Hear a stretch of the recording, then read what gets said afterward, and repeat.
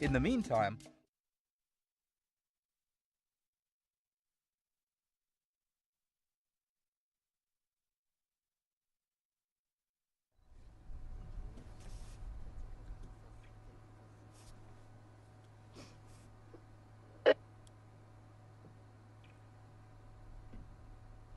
oh, there's both of them, just down here.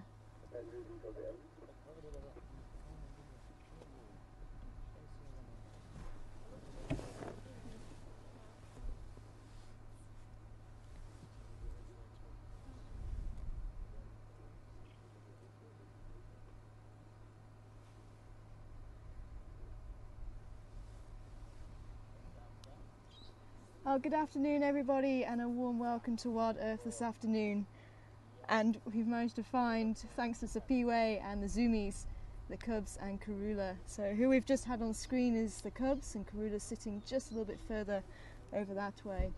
But I'm really excited. I can't believe we've actually found them this afternoon. I was really hoping we were going to see them, and we thought they were actually going to be crossing over into the west. So the fact that they're here, look at this.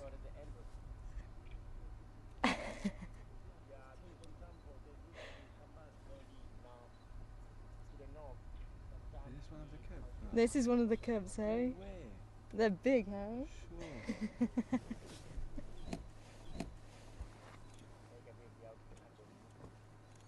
Sure. Actually, no, that's Karula. I think the cubs were actually back there, sorry. Oops. I think she nearly fell. You can hear the monkeys chattering away, they've already seen them. But there was one of the cubs. Sorry, it was Karula that was in the shot. The other cub was actually sitting next to her, and I thought that was the one. There he is. Coming just up over the way there. There she is. Just to the right? Yeah. Wasn't paying attention. So that's the little female. She actually has a look of Induna about her. I think the little male has a look of Mishu about him.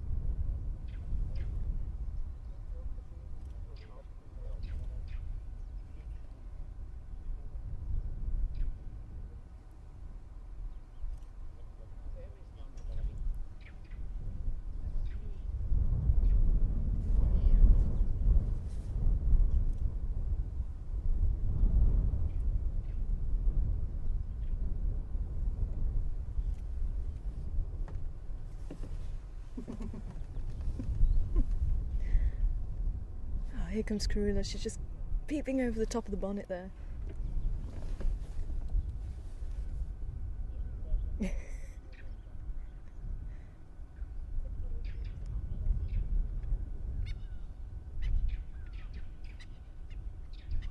And now the Franklins are starting to call.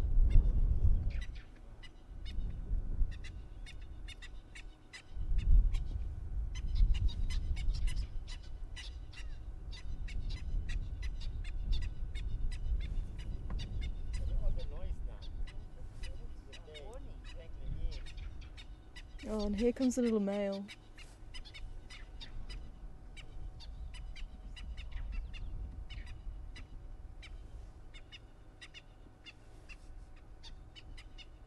What are you doing, Karula? I wonder if she can smell maybe a mongoose in there or something.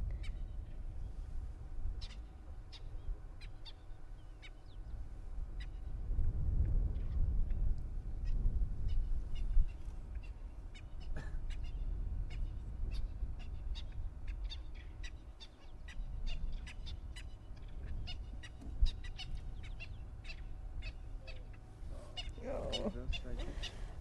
I want to try, I just don't want to disturb them. Just see.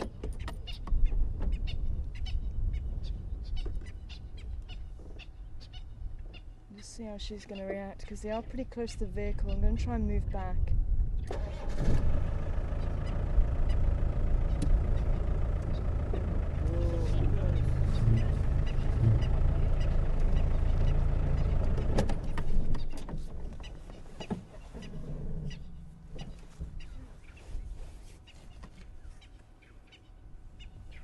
I don't know what she's found there, but she's just told the young male just to keep back. Check the little female, look, she's going to come in.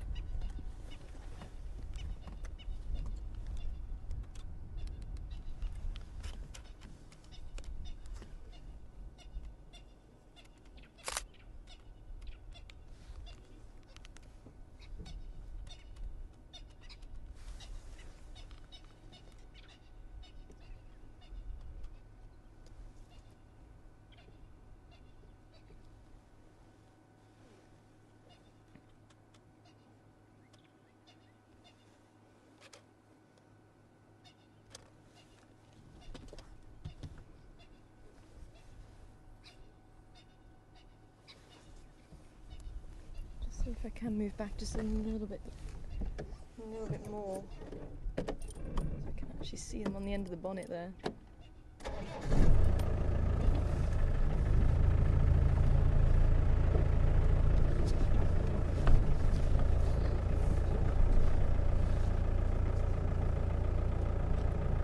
Can you still see there? See?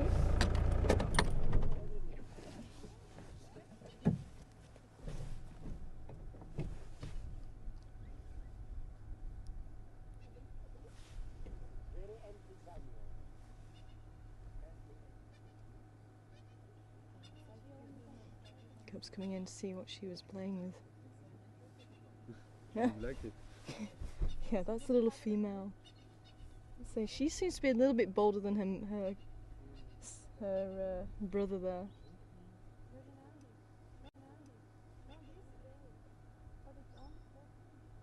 You can see already rivalry between the two, especially when it comes for food.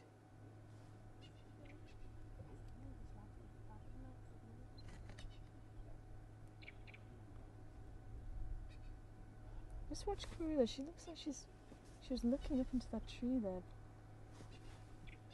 Can't say that's going to really hold her weight.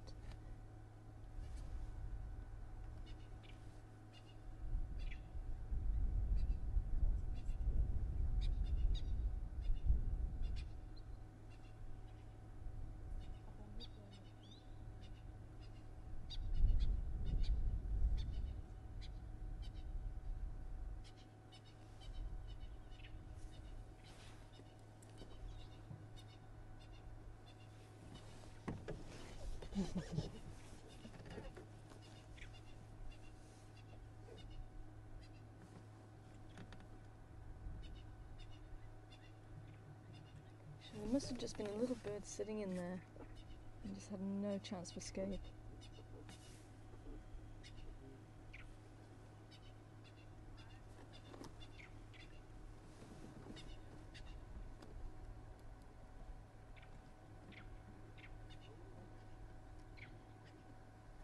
Oh, there she goes. She's actually walking around the edge of the dam there.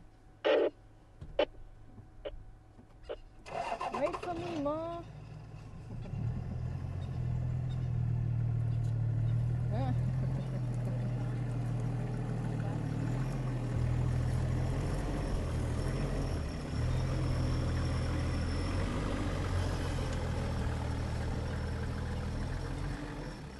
Now the little male's going to come in and see if he can get any of the spoils.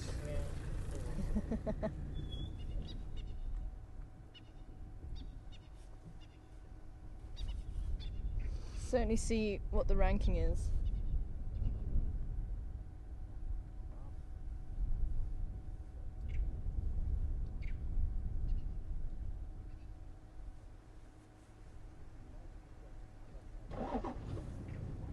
We're going to go and just follow Karula now then, because it looks like she might be up to something. I wonder if she's going to try for some of the Franklin.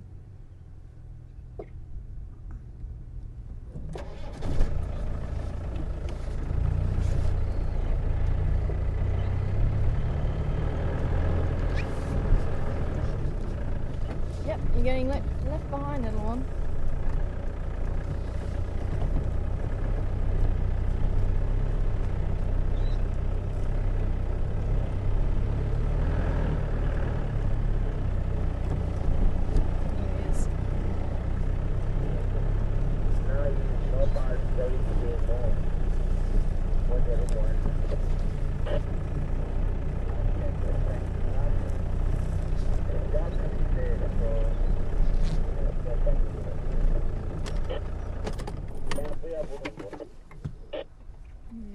just there, and there's a few francolin just up ahead. But with the monkey calling and the francolins calling, I don't think they're going to be in too much of a danger zone, but maybe anything that's just stayed behind, and it looks like that's what she's looking for. Just like the other little bird that I think she caught.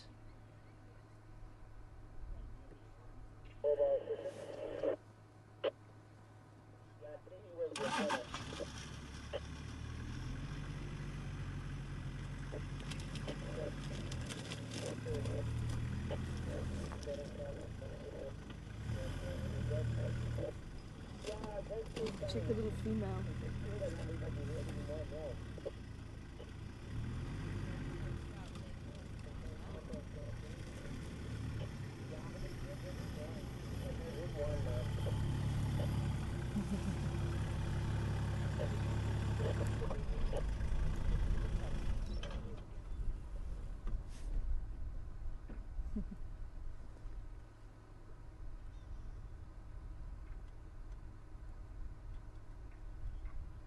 Ooh.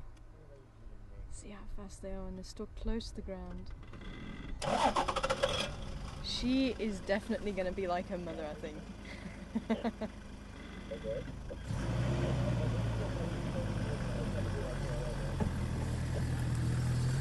I think it'll be worth us maybe trying on the other side as well. There he is. Just in front.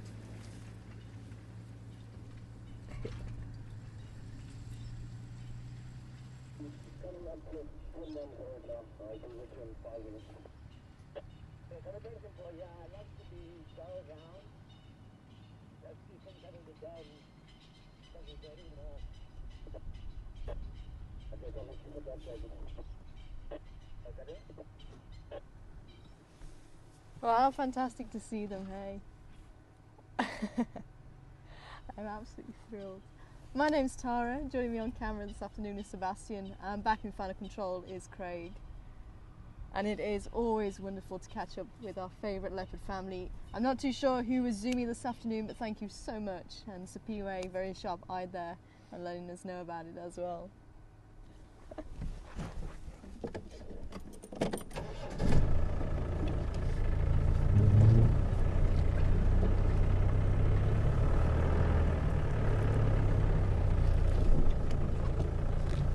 I think for Mark, I think the elephants are certainly one of his favourite ways to spend time, and I think for me, leopards have the same captivation.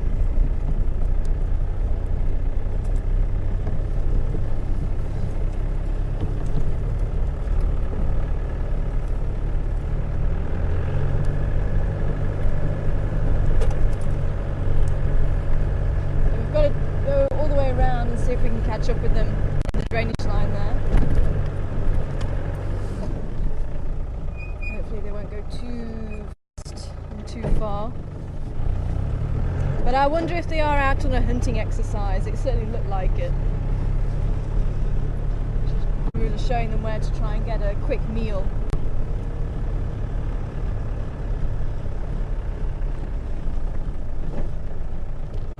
If anybody would like to ask any questions this afternoon, then send them through to questions@wildersafari.tv.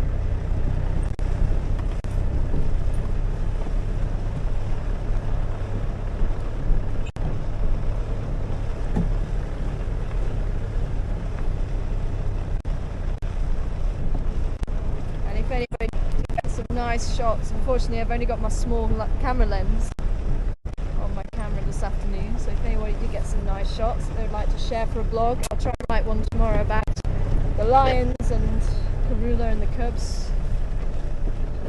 The lions from this morning. I think we will try and go through where we left them this afternoon. Catch up with them.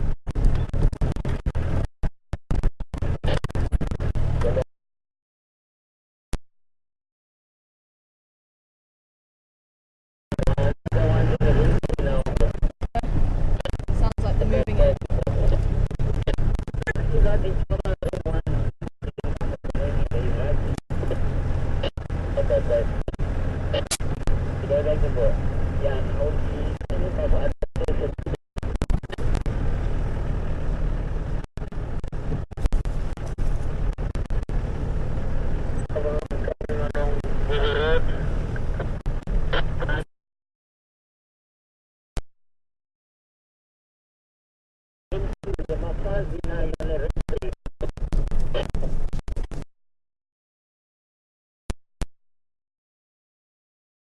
Just keep coming, I will be still heading there.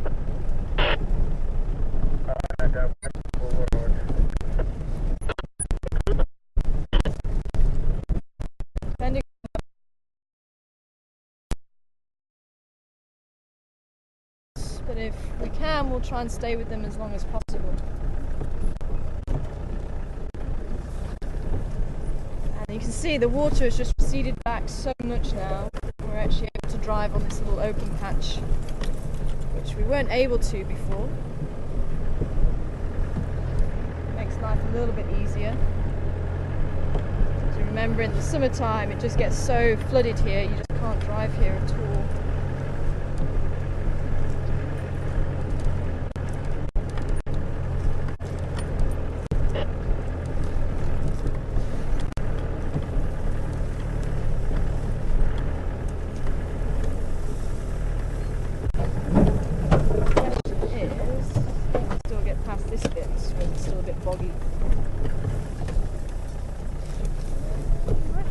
Might be lucky. I think they're at room 3 already.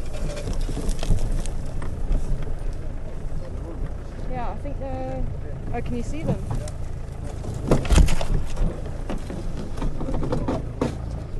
Okay, I'm going to try and navigate through here.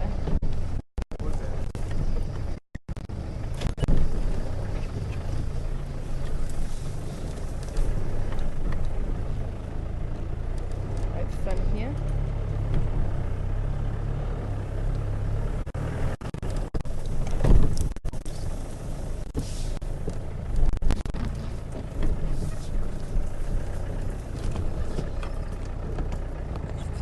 Can you see them? Oh, on this one. Oh.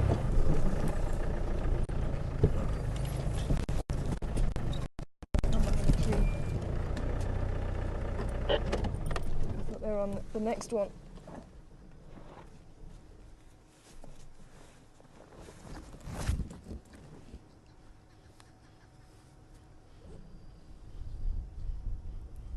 I think they might be moving on already.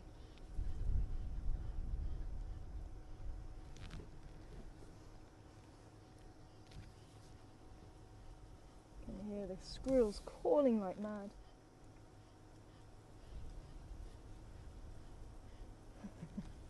And if we do have any new viewers watching, this is Voyatella Lodge.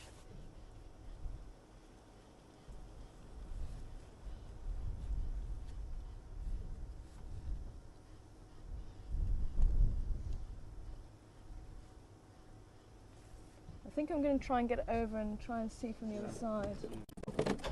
I might have to go back the other way because there's quite a big log here. Let's see. Give it a go. Oh dear. Oh no. That's not what I needed.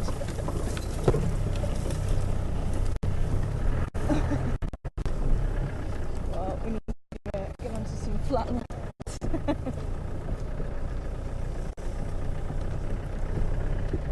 Managed to find myself.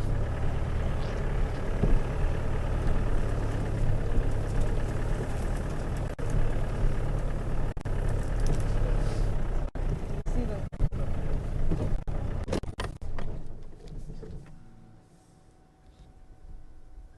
Are they underneath the tree? There, that might be wrong.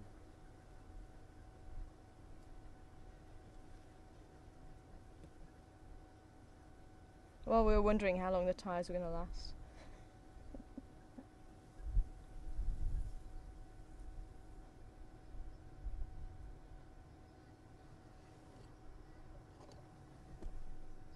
No, I can't see that. Hmm? No.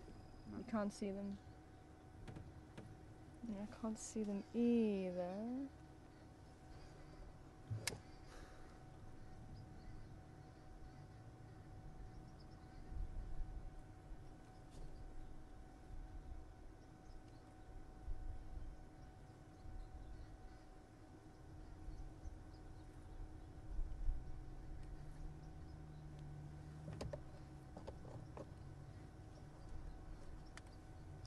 Ephraim, we lost visual just on the room 3. I don't know if they've gone even further.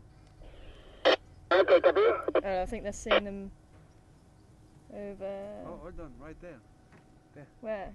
At the bottom of the tree. bottom. Oh yes, there we go. Yeah, yeah.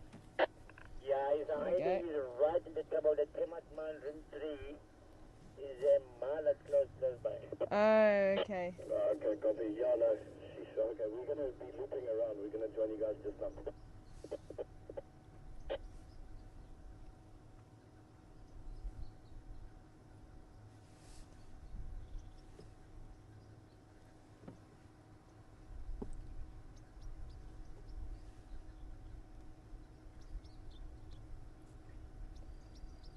It's funny, they seem to like room 3 and 4 a lot.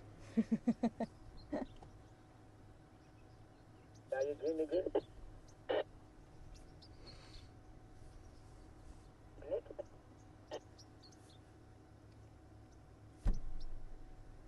Nick? Come on. Yeah, but you can tell them a passing board. Don't come like a room 3, room 1 and 3.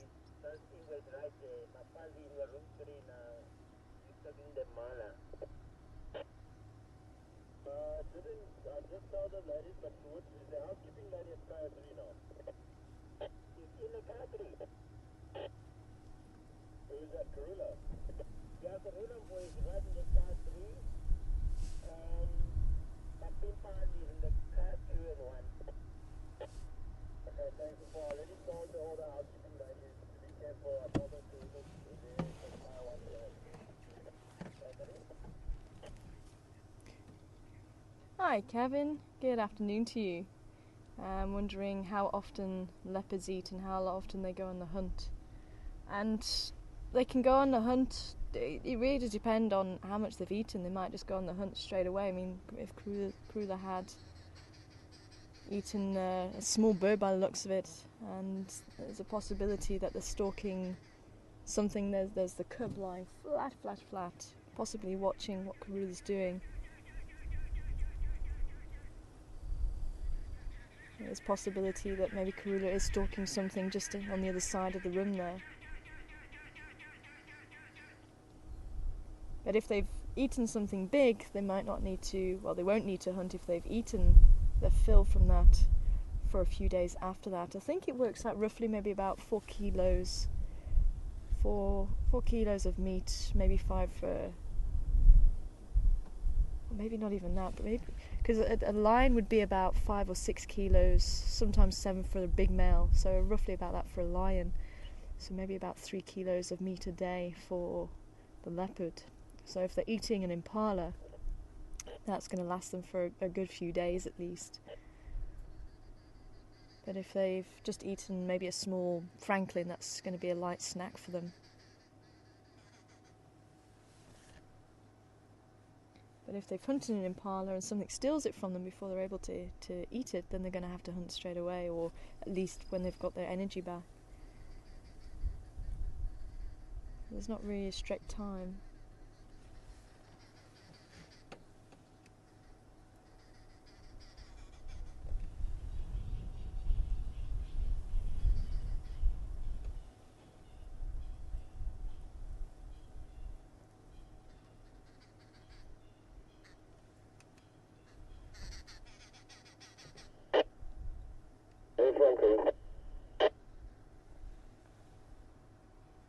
Yeah, I done what? Yeah, it's from the stream over here already then. What? So I'll pull up then. Yeah, I can send by the power to give you a get, Nana.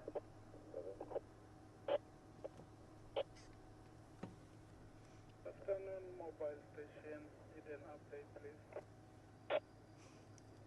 Yeah, 3 in there. You can room 1 and room 3. Yeah, I'm going to move over. Okay, You there see is more a than one? Sorry? You see more than one? I can only see the one.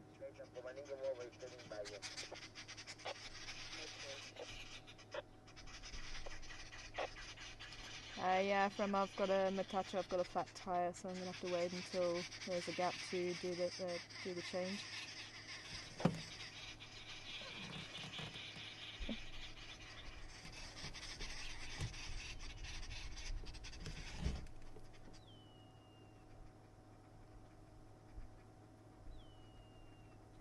Comes coming down here. And at the moment, these cubs are probably going to be a little bit too small to be able to hunt an impala by themselves. But certainly, watching their mother, they'll learn some techniques. And it's more the size than anything. I mean, they probably are capable of hunting small mammals for themselves, birds.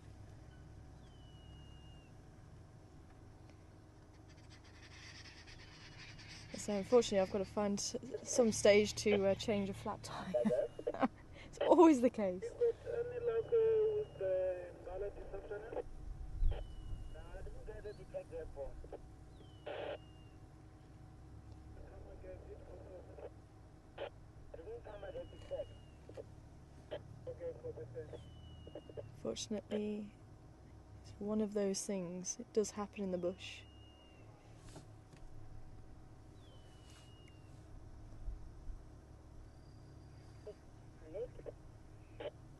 Hi, Doug. Good afternoon to you. Wanting to know if leopards will fish, and they will fish. When I is heading towards the hill, the massage is there. I see some people walking around there, or it might be my daughter, I'm not sure, or sometimes these are my eyes that I think. I heard a very interesting story that there was a leopard that was moved to a different game reserve. Very close to the air.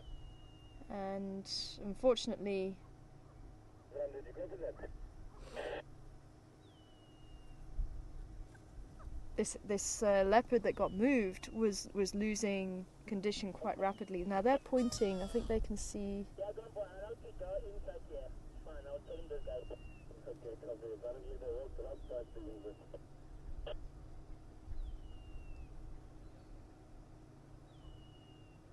He was losing condition quite a lot, and they actually, the people who brought him in told the people that the reserve owners that they got him from, hey, hold on a minute, this is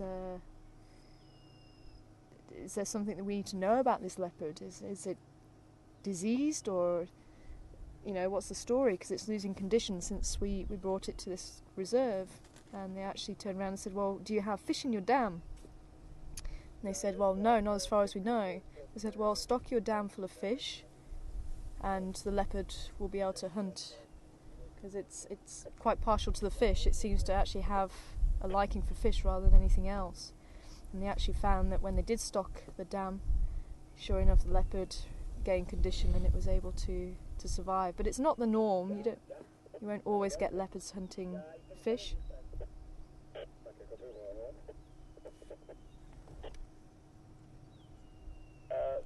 Sam, where she left the Mopimpan here? Yeah, my people is between 1 and 2. The other one's on the top of the deck. Okay, copy. Yeah, also I'm gonna try that side. Okay, yeah, because this again is heading towards the room 5. The top of the deck. Oh, okay. Okay, copy that, Ephraim. I'm going to be standing by here in the drainage line. I'll change my tyre, so I'll be standing by here.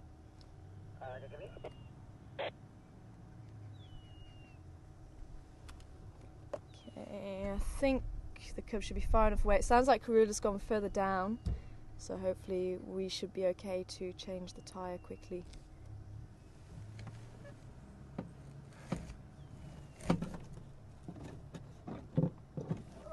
Someone took my brick. Oh, my brick's here. We're good. I have my brick. Okay. So we should have to try and change as quickly as possible.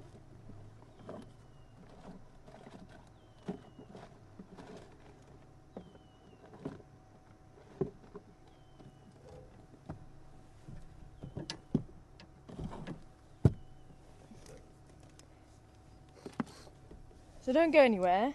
Hopefully we'll be right back. Hmm?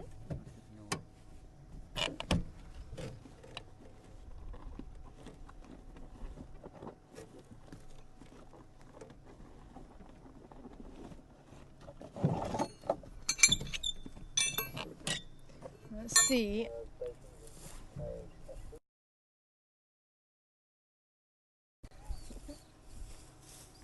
Craig, what do you want me to find the camera? Do you want me to Clara or Kalu?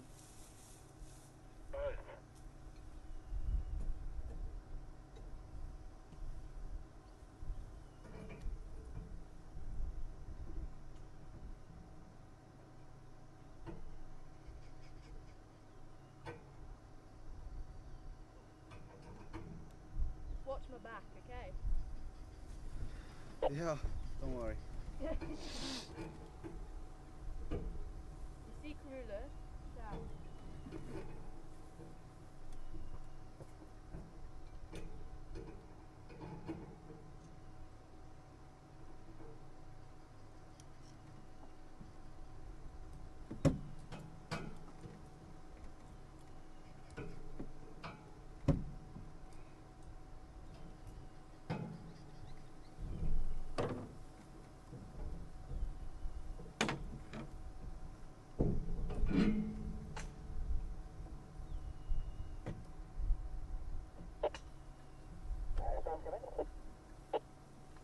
Yeah, go, bro.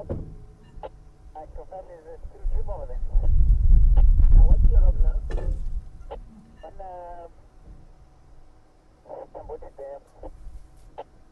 Yeah, you can check up it. Because England is somewhat slowly towards the room 8. Mampimpa and somewhere around between 1 and 2. You can go here. Okay, copy.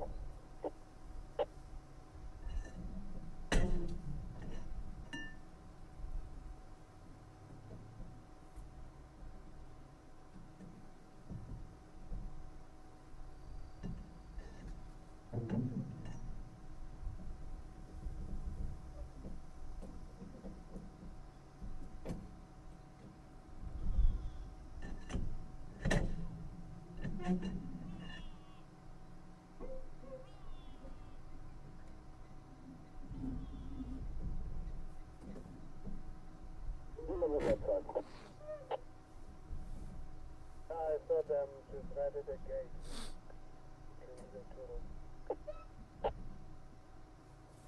Okay, copy. Is she coming down south again or is she moving, or still moving west? Yeah, I think it's gonna come out to south.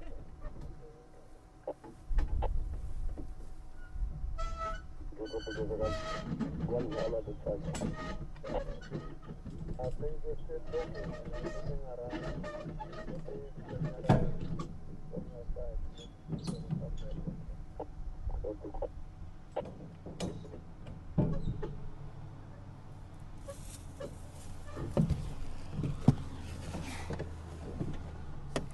Somewhere over there.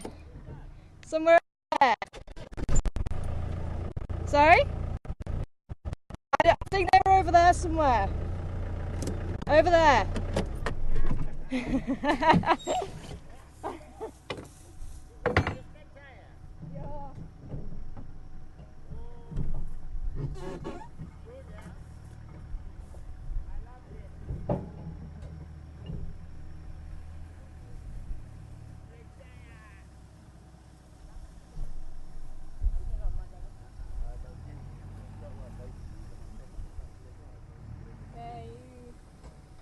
Away from the vehicle, dude.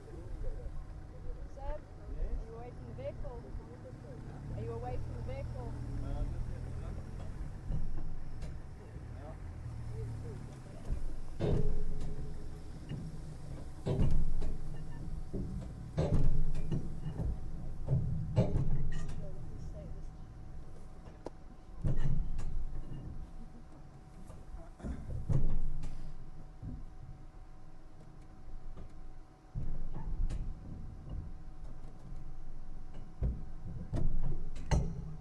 You got the spanner? Yeah.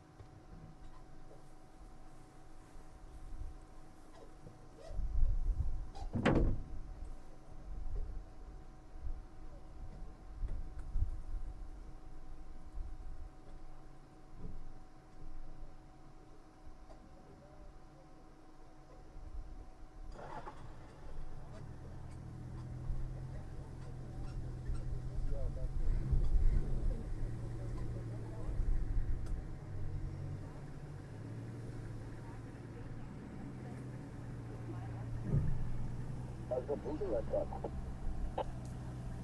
Yeah, that we're still sending rapid engage. Because I'm just after the room, so just give me a stop and see settings up.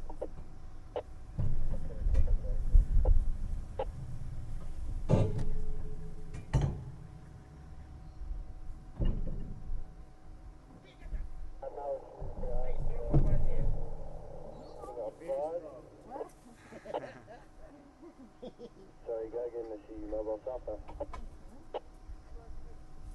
Yeah, I'm going to laying down software people. Okay, cool, because I'm here by the deck, I'll stand by her. Yes.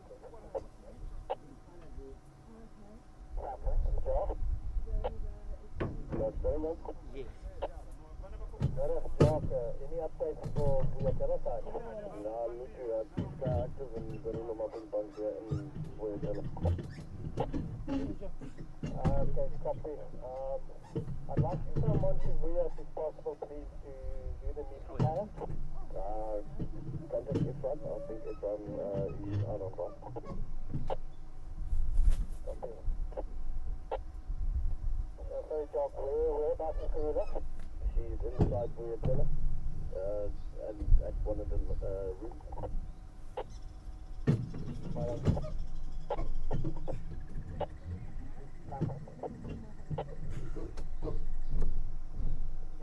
Nepal? Yes.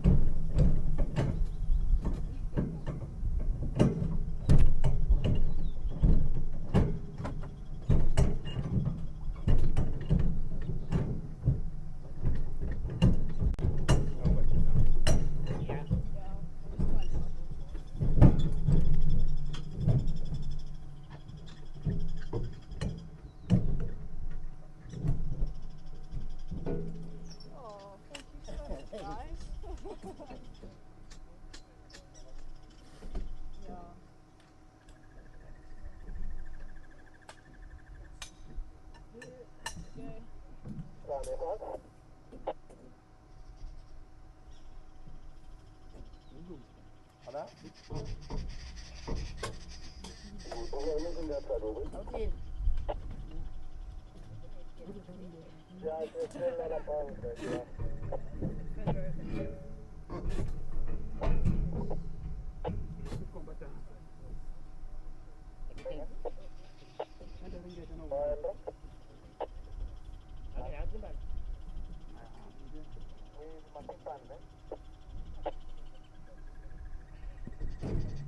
Yeah, if you did for a month on family days, and then it's from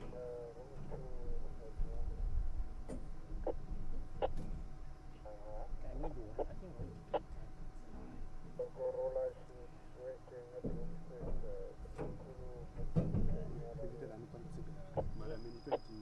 I don't get it. How are you doing back there, Seb?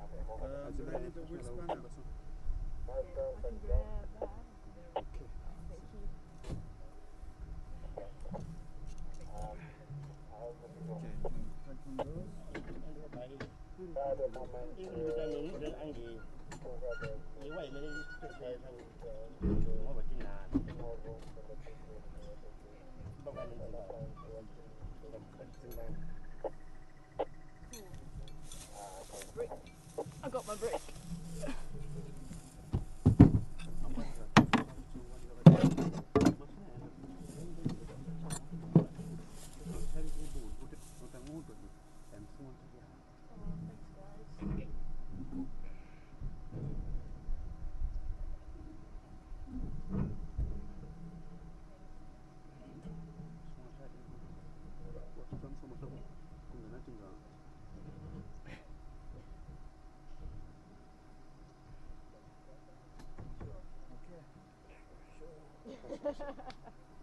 Thanks for your help, Oh. guys. Thank you. Kariboha. Alright. Oh, thank Bonga you so Sunene. much. Yeah, definitely real gentlemen, eh? Are you good to go as well, Seb? Yep. Thank you. Sure.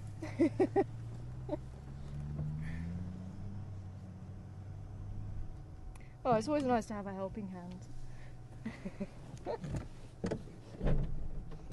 think we're actually lucky that I think the cubs were probably somewhere at the back there, but they're used to people being around the lodge because this is obviously the lodge. So at least we're not going to be disturbing them, but I think they were somewhere right at the back here.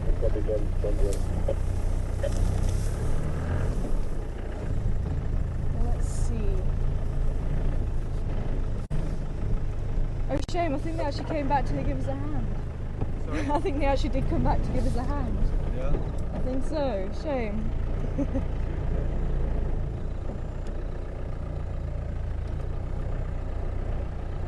The owner is there for, I think, the summer, doing the drive for.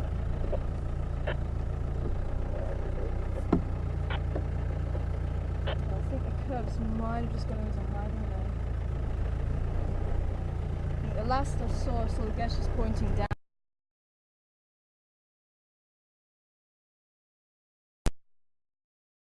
We've just lost picture. Ah, we're back again.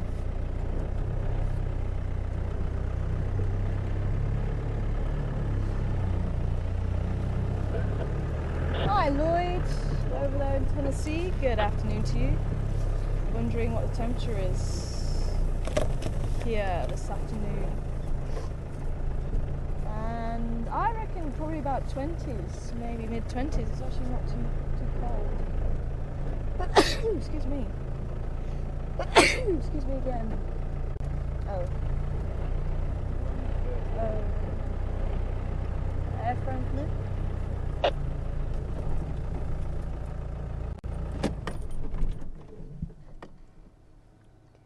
think that's where they must be then. Ephraim Knut.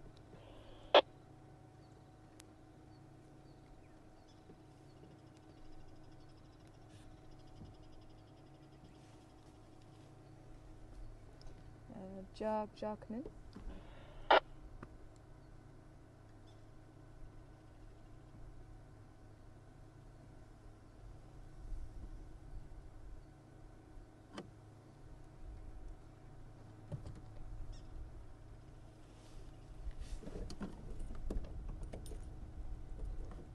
I'm not too sure what's going on. I can't contact anyone at the moment. I think there was actually 3 vehicles that went through there.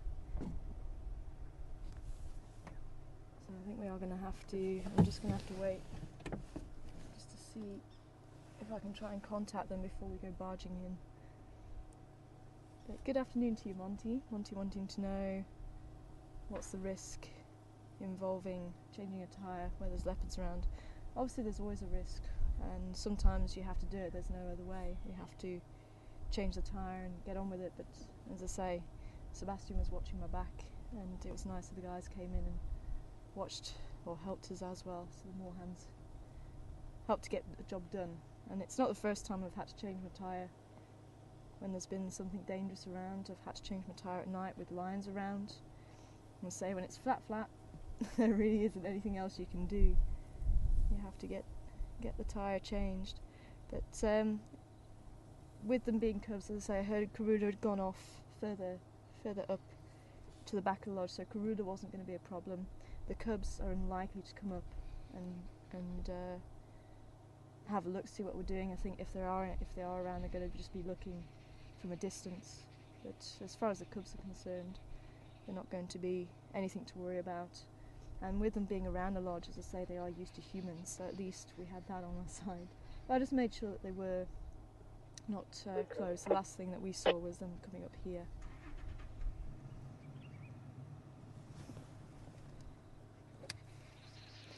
Jock me. Sorry, Jock, how many stations with Karula now? 3 stations here. That maybe is an empty Karula.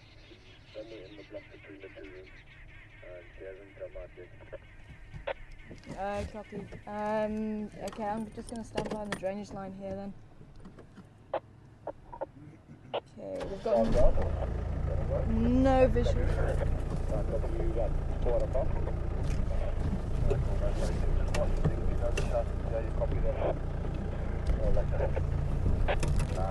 Pull back a little bit. What happened to those in Roger this morning? We might actually have to just maybe leave them if there's going to be. It sounds like there's already 3 vehicles there. They can't see them at the moment. I just happened to see there was another vehicle there pulled in. And unfortunately, that's what happens when sightings split like that. Because we were with the Cubs and Karula went off, and that's the split sightings kind of opens up to people.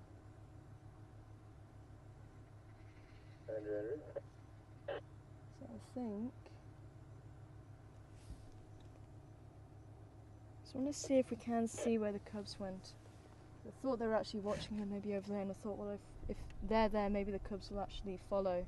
So I could see the 2 stations. I thought a third went in, but I was hoping maybe there wasn't a third.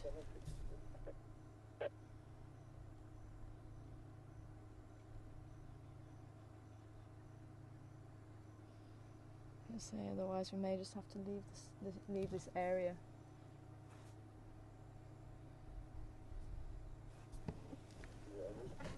I think we will. Looks like they're going back in again.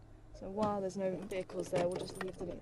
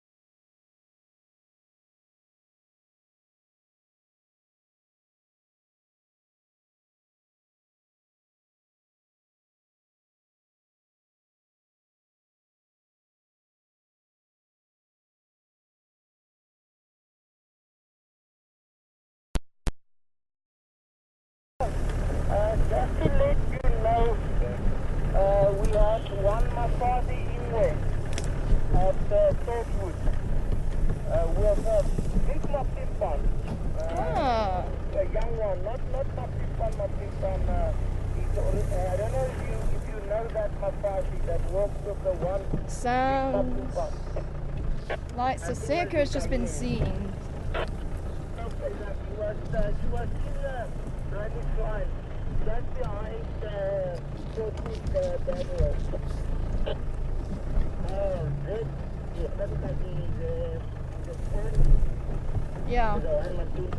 Okay, so Karula and her daughters over the day has been seen.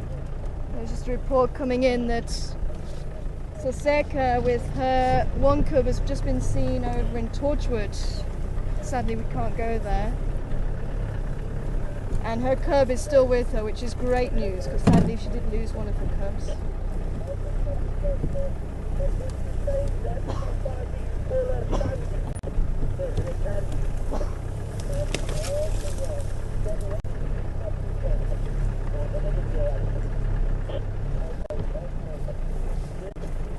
So just, I don't know if we were with you or not, but we're just sticking around just a little bit longer because it does sound like somebody has left, so there is space for us now just to have a quick look around here.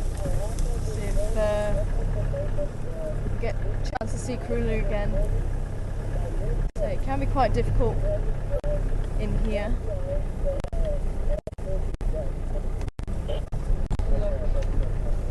But I would like to go back to try and see those lines a bit later on as well. Okay, there's a Franklin just calling here. Maybe she's in here.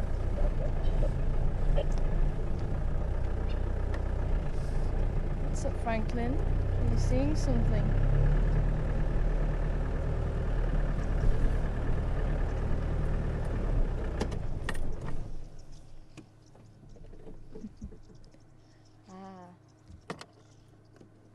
Okay, I think they're saying that they can see them. Someone's got the camera out, so maybe they can see her. Just on the deck there. Yeah, definitely a VIP guest there. There she is.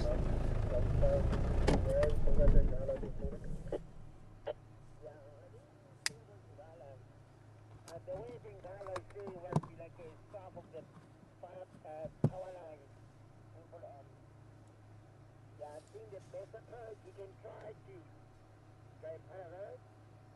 Simple north must be the southern Venezuela, and from there heading east. See what you got it. And I'll try to make my way there. Okay. Yeah, I'm going to repeat us right now. The condition doesn't kind and from that side. Also this morning we followed the Salala cross to the cut line heading for the Torchwood. Oh. Sorry. There's a vehicle moving. I don't have a horn.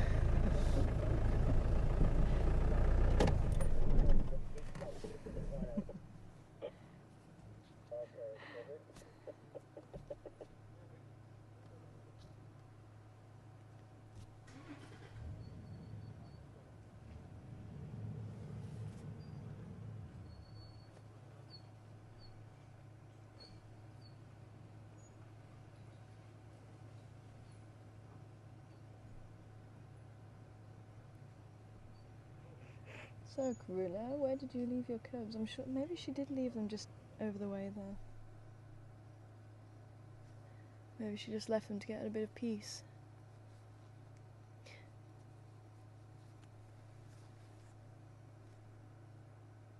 Oh, sorry, back to the question. Sorry about that.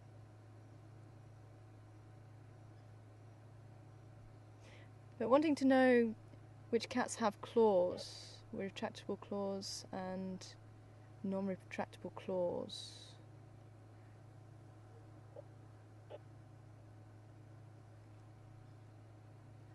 And most cats actually do have retractable claws, where it's actually protractile. It takes muscle energy to push the claws out, but they just relax the muscles to actually retract the claws.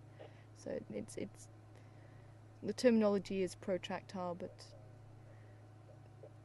for all intents and purposes, it's pretty much all cats that can push the claws out. It's just really the cheetah that keep the claws out constantly, and that allows them to have extra grip for when they are running, and obviously they don't waste energy in keeping the claws out for when they're running, and that acts like spikes, because they are one of the few cats that really, in fact probably the only cat that really relies heavily on speed, and it's actually changed its whole body structure really to adapt their ability for speed. And just taking the leopard that we have here now, they are pretty stocky cats, and they actually work on an ambush technique, whereas the cheetah work on the speed, so they're very slender. They don't carry any ounce of fat or any extra muscle on their body at all. They need to make sure they get up to those speeds of 100 k's an hour.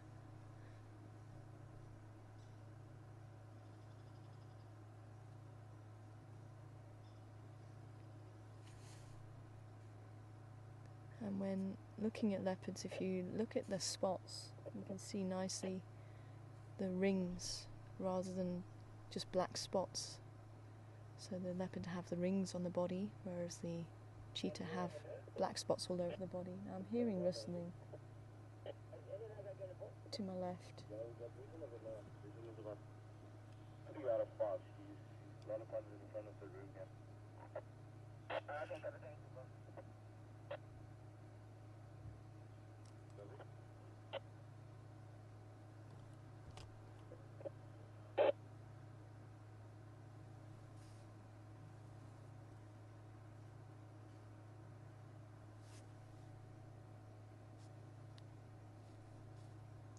I'm hoping that maybe the cubs will come over and join her, but as I say, we shall see. We'll just wait maybe 5 more minutes before we head off.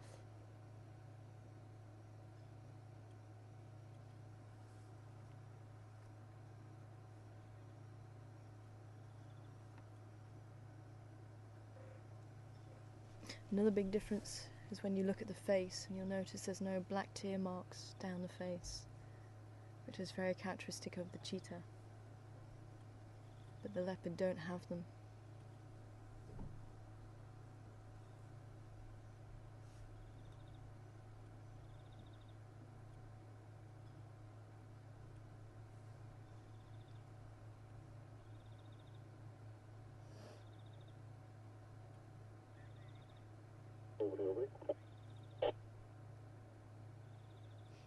Hi, Deborah.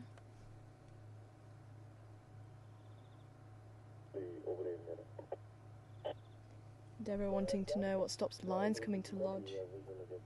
There's nothing that stops them. Maybe just not really wanting to be close to humans. But there are some lions that are just like the leopards, and they will come by.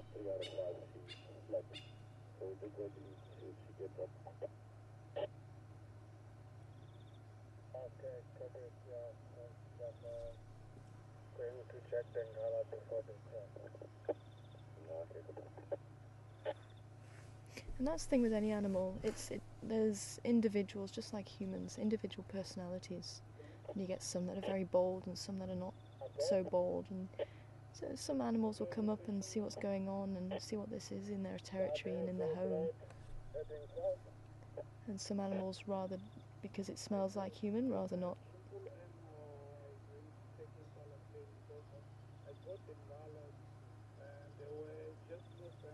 They'd rather not come and see what's going on, just keep themselves to themselves.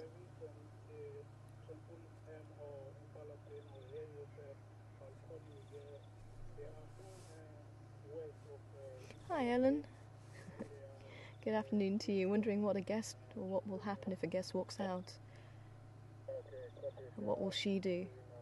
Well, every situation is different, but I think she knows that this time of day there's very little movement around the lodge because all the guests are out on game drive. But if I've heard of staff walking around, and sometimes she has been around, like today, we have obviously told the staff as well. But she generally does give a bark and say, hey, I'm here, or she'll just slink off into the bushes usually. There's still that element of doubt about humans, or that fear that keeps her separate. But obviously the staff do need to be aware that she can come through. They also need to be aware that other animals can come through here.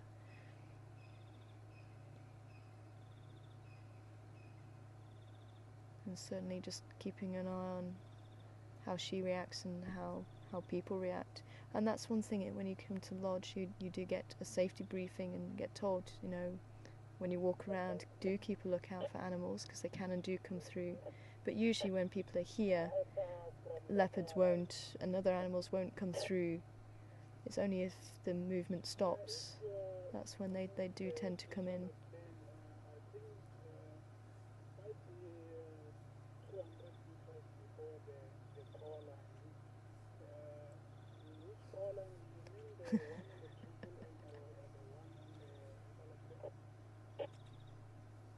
The one heading down towards the Karula, coming from Karula.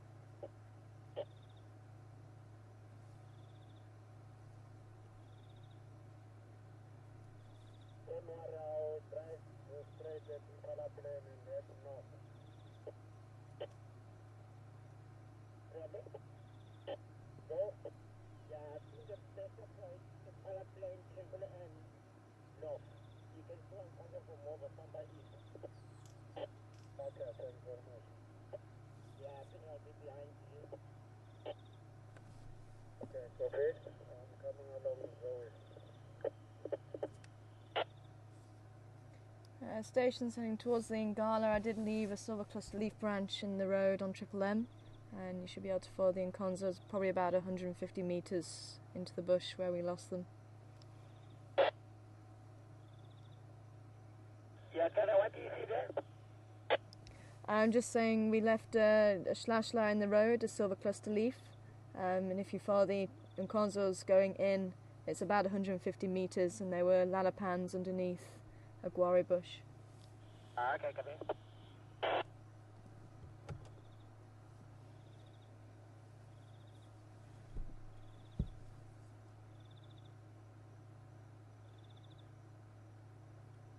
Are you here? I'm hearing noise just off to the left. Franklin. Oh, is it a Franklin? Yeah. Ah, I thought it might be the Cubs playing. No sign of them yet.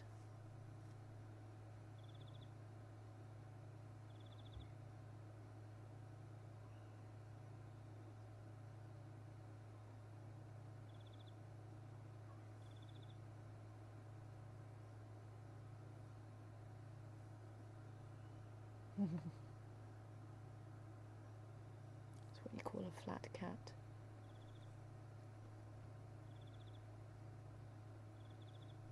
Maybe it's worth us just having another check along there.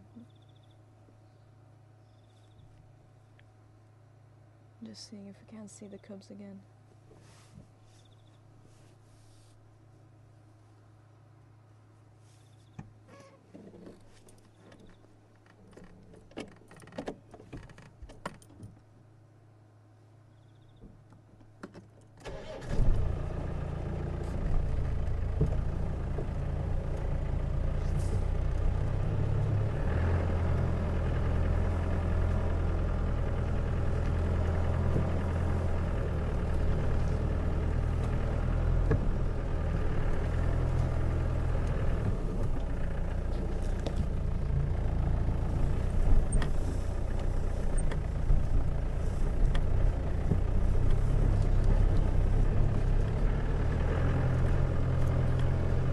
I'm actually surprised that the Cubs haven't gone to join her. So I wonder if they don't know that she's there. And can I just say I've got my Tigger socks on today. I'll show you them later.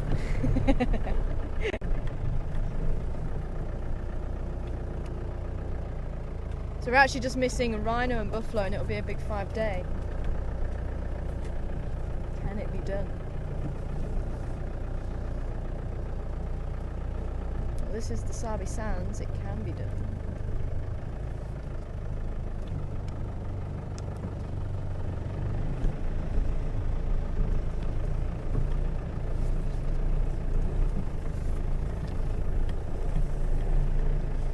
So this is where we last saw the Cubs. So we saw them just coming down the banking. And we're quite a distance away from them, even though it didn't look like it on the camera. Quite a distance away from where we saw them. Which is why I chose that point to start changing the tyre and not a little bit earlier.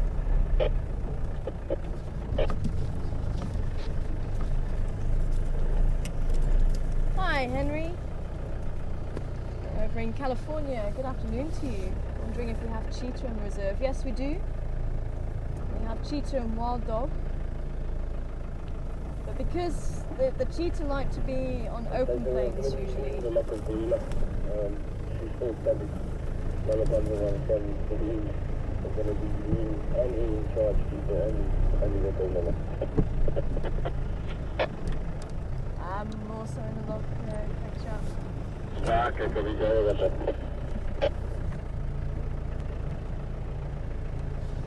Just pop out.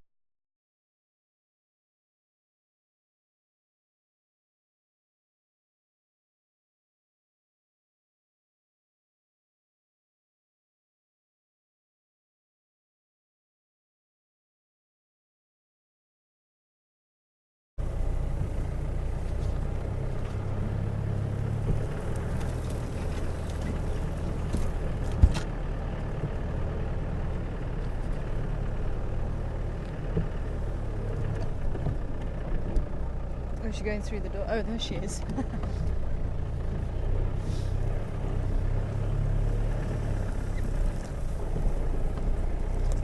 Oh, she's just literally reverse. You see her through there. There. Oh.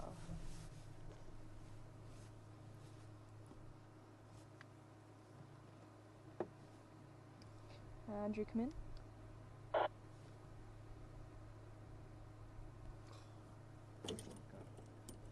Andrew, come in.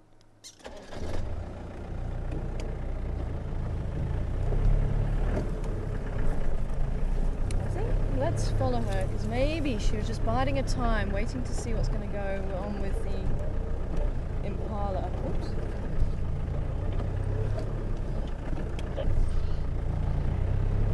Let's just see what she's up to.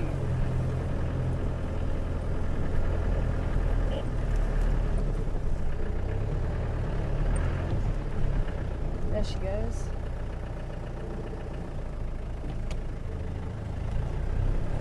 Hi, Paddy. Saying you saw Lioness with some ticks on her yesterday, and does Karula also get ticks? And I'm sure she will do, Patty. I think all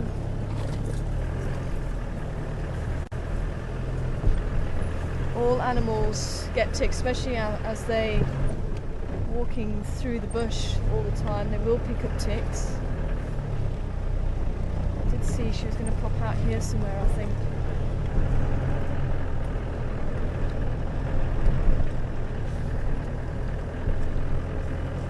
There she is.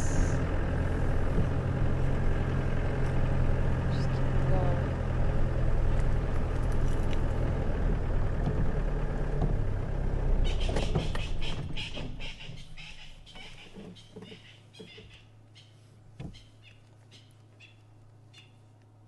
Oh, there's an impala just here. It's actually just on the mound behind us. Not behind us, to our left.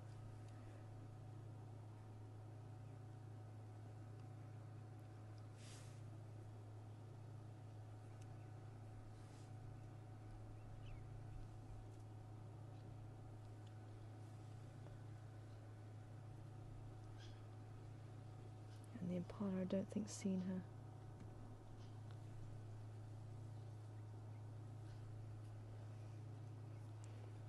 If it did, it would have given the alarm call. The birds would have flown away because of her, and I think that's what the impala were looking at. But it's not too sure. You can see her tail twitching there.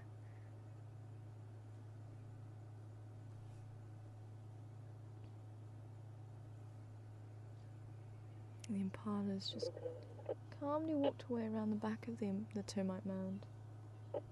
I wonder just think she might go and follow.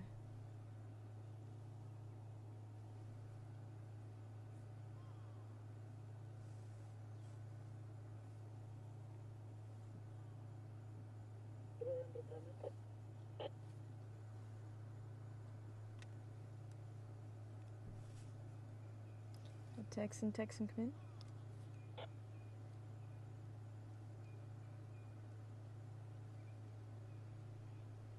Sorry, was it Aubrey calling? Sarah, are you calling us? I'm not too sure who was calling Andrew, but I'm in the lock with Andrew. I would like to confirm how many stations are on Karula site. Where's she gone? That's 2. She's walking right down the side of the vehicle. Let me know if there is a gap to follow.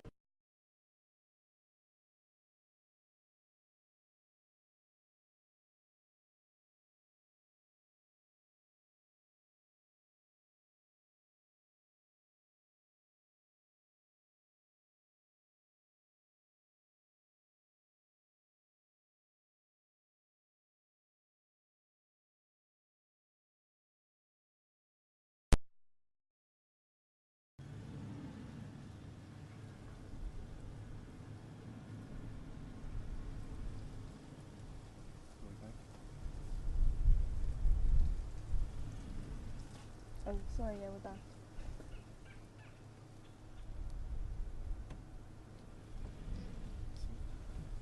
I don't think it's going to help us moving at this stage because she's going to go around the back of this bush anyway. So And I won't be able to film her once she goes forward. even if we go back, I don't think we're going to be able to. And also, I don't want to move just in case we influence what's going on with the Impala now. She's just here, so I can't move back because I don't want to disturb her.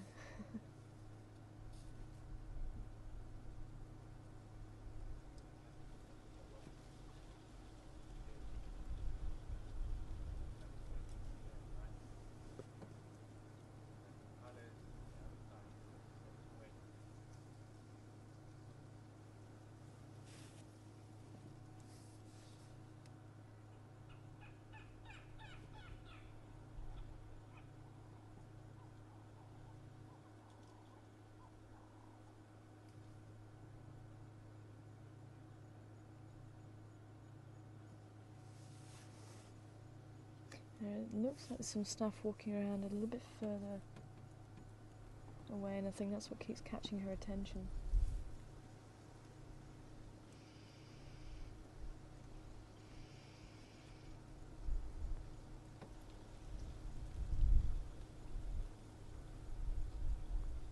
I think the Impala went just around the back there somewhere. Oh, okay, so he went down around the back.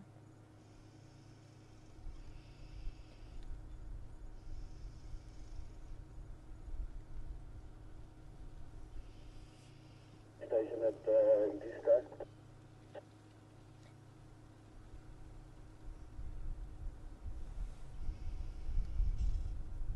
She goes.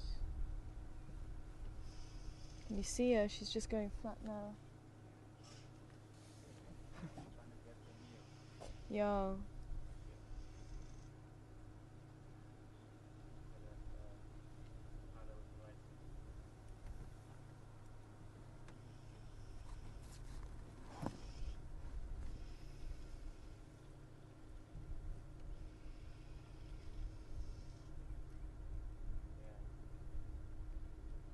I don't know, maybe if you came down that path here, I don't know.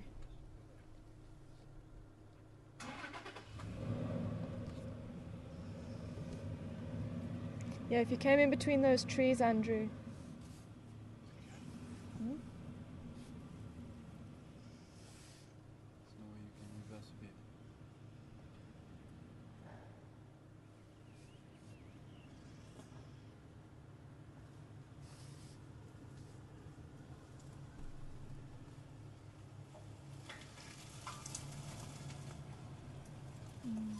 think if you tried through those trees there, she's...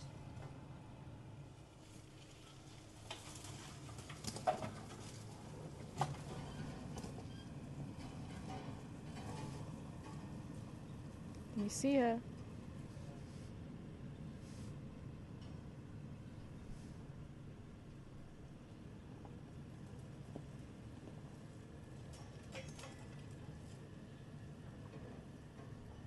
I'm just trying to see where her focus is. She looks like she's focused further back now, so I'm just going to see if we can actually turn around maybe. Look at that look she's giving you. Did she turn around? She did turn around. Really? Yeah. There she goes. She said bless you. I think it was more like excuse you. Okay, I'm going to try and Reverse. see if I can reverse because she has moved a little bit. Yeah.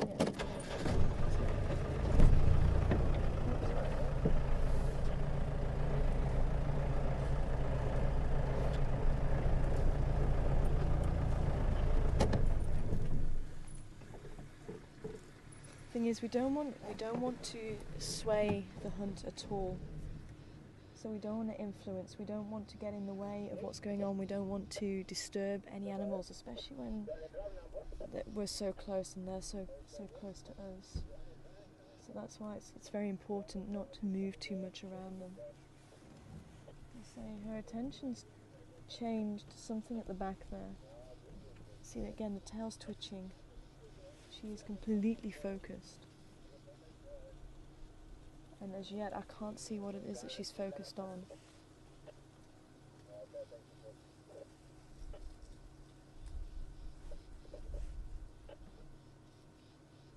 It could be there's some more impala, and the wind's actually blowing towards her, so that means that the impala won't be able to smell her.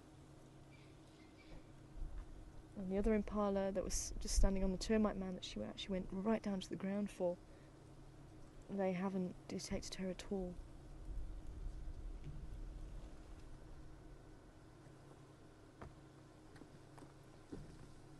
And this is exactly why I'm always a little bit reluctant to leave a sleeping cat, and especially as the sun starts setting. Because a sleeping cat will start to move at some stage.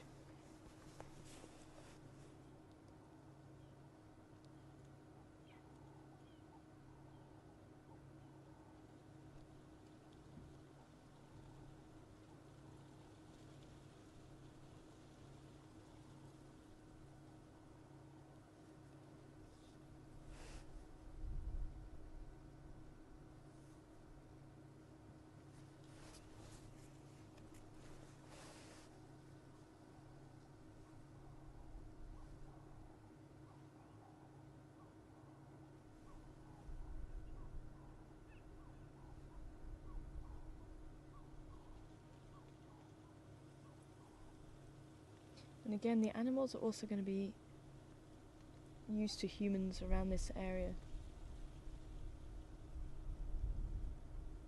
So the smell of humans, even just walking around the lodge, is not going to really change their behaviour. But when you go out into the bush, into their territory, or further away from the bush where they wouldn't expect people, that's when you see quite a change in behaviour as well.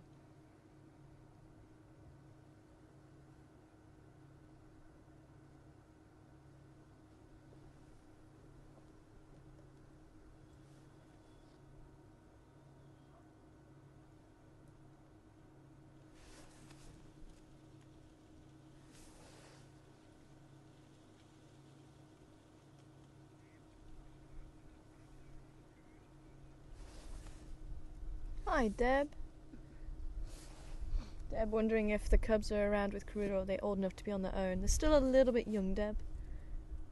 And cubs of about a year old have been known to survive, but usually about a year and a half, 2 years old. That's usually the normal age. They become independent. And we did just see them right at the beginning of drive. I'm not too sure which Zumi was on duty, but they managed to pick up Karula and the cubs. So we managed to head out there a little bit earlier.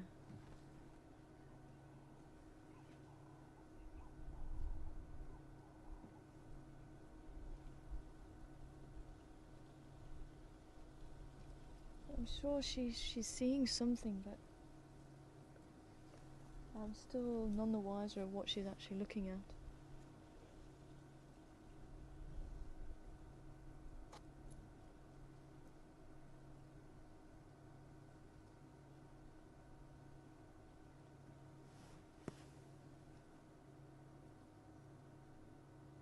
I know I was saying that we'll try and move on a little bit earlier, but this is what nature is all about. It's these special moments that you get to see a little bit into their lives, see how they behave, see what they get up to.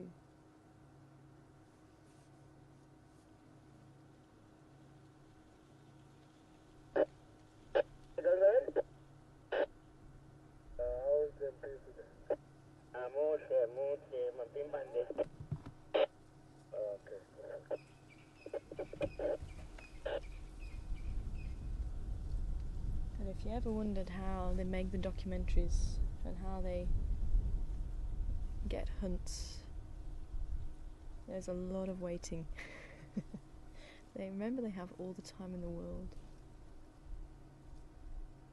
I'm talking about the animals. They wait for that perfect opportunity. When everything is right, they don't want to waste energy. If it's not going to be right, they'll rather not waste it. It's exactly what happened with the impala just a bit earlier. She was a few meters from it, but there's no way she could have closed the gap without being seen. So rather, don't show yourself. Stay hidden. Maybe there'll be another opportunity.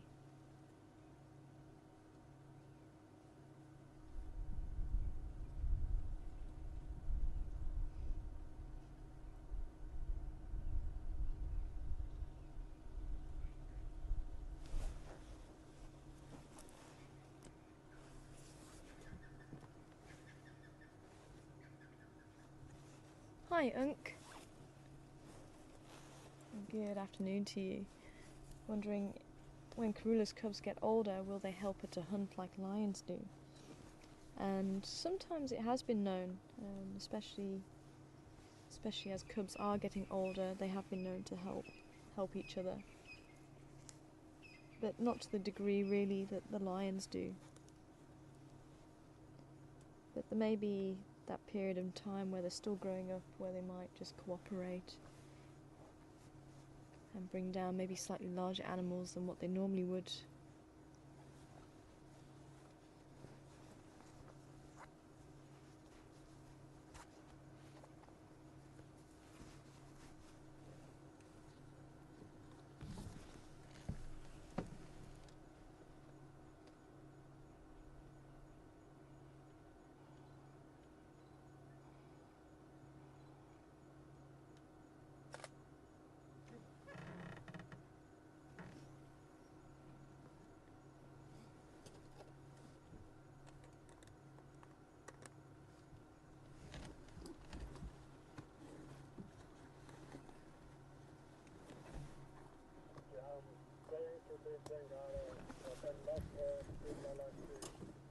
It sounds like the lions are still sleeping.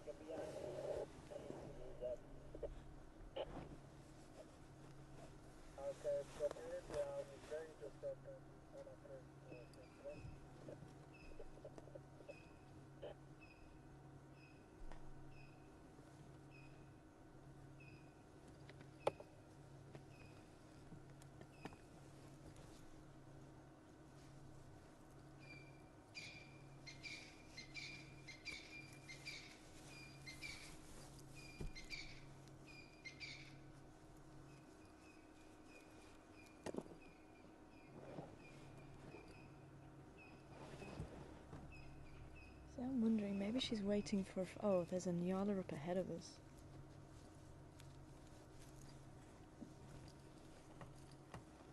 I'm just wondering whether she's waiting for a Franklin maybe to come closer. Wait, that's what I think she keeps turning around and looking at. The Nyala.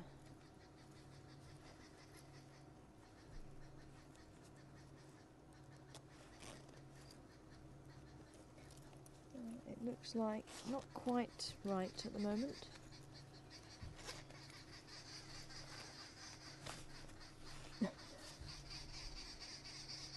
Wow.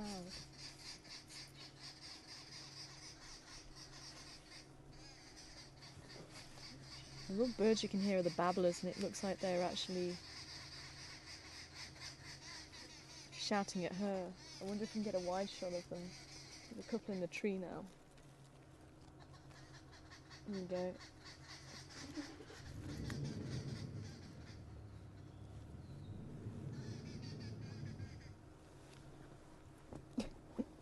And it looks like she is actually snarling at them.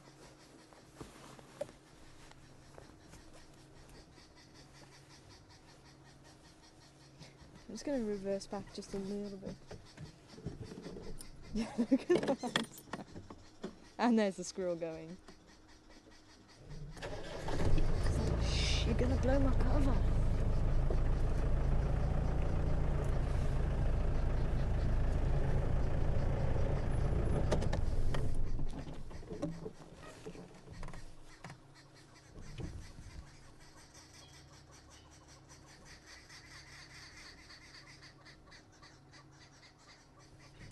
I'm going to go forward just a little bit. I've got to stick in the middle of her face.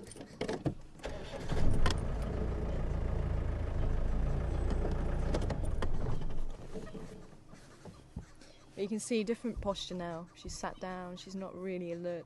Well, she's alert, but she's not really focusing on anything in particular. There's the arrow mark babblers that are calling.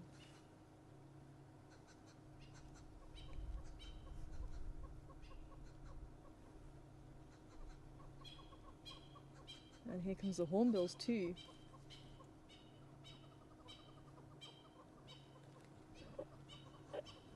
Yeah, look at it. So, location now? No, Vietnam. Just right here at the No, at the Robin Park. and it is with the Ingwe. Take off the things I'm on my way. More than welcome. Come over here. Yeah, come in. She doesn't look impressed. Shame, Karula.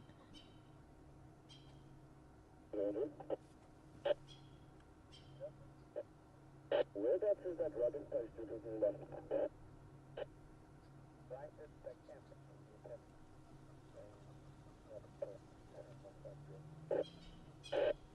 Because he actually stood up, there's a motor visual now. Sam, just let me know if you can come down here. We're able just to get a shot of the Nyala. He's actually just in front of us now. Right down the road. Oh, and there's banded mongoose there. Oh, they've just come out onto the road. In between the two trees. Oh, they're just... There we go, they're on the road. Banded mongoose.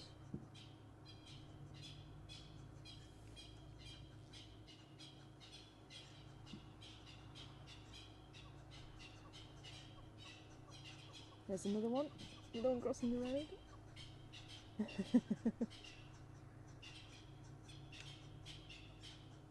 don't know if you managed to see the Nyala just as you walked off.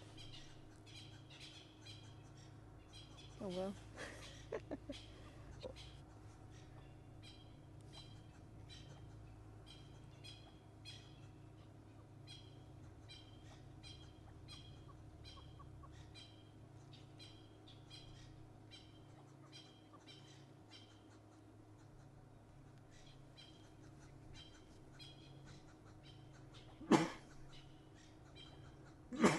Bless you.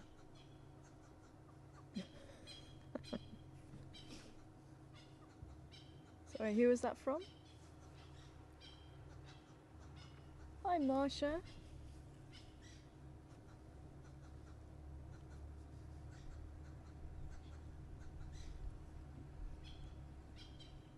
Good afternoon to you, and apparently you were on the camera about 7:15. I think that was this morning, possibly seeing an eland that may be injured. Wondering if that's what Karula's watching. Difficult to say. I don't know if an eland would come into the lodge. They're quite a skittish animal. They tend to be one of those animals that tends to keep themselves to themselves. But quite interesting, so we don't really get eland this side. But there's nothing to say that we couldn't. I wonder if you managed to get a screenshot of it so we could have a look. That would be quite interesting to see.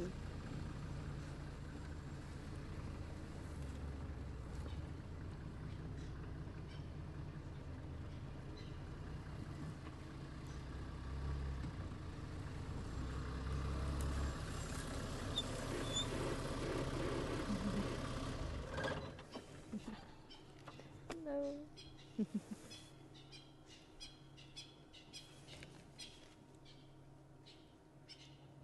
Well, the birds have given up now. But the frankens are still calling.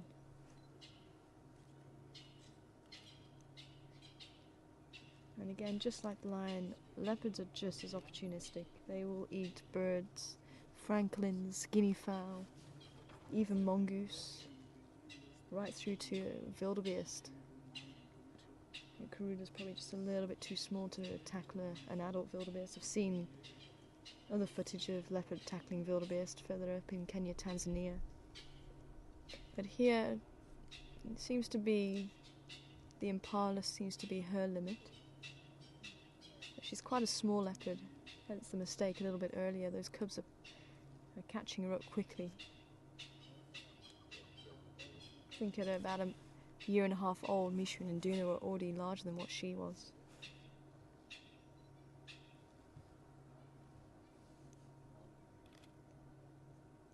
See, her tail's twitching again. She's interested in something again. But she's not impressed with these birds.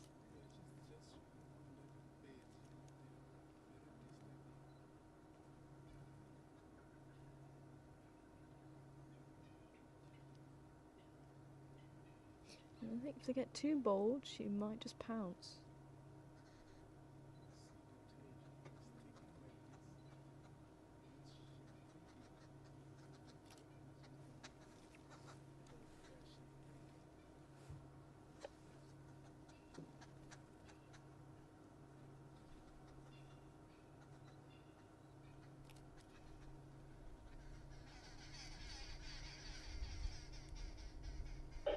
Does that tail remind you of anything?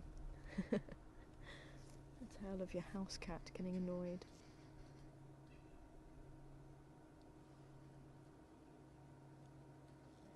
But the birds have made the point. Everybody is aware now, I think.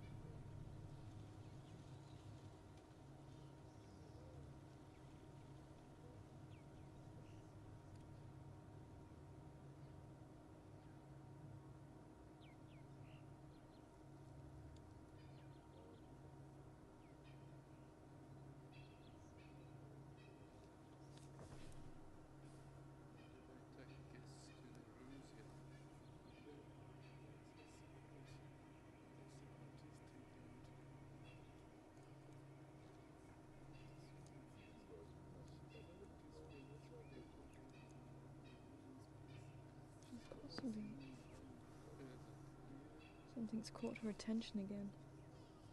Again, look at that posture. Tail twitching, ears are forward. Remember that eyesight is probably about 6 times better than human eyesight.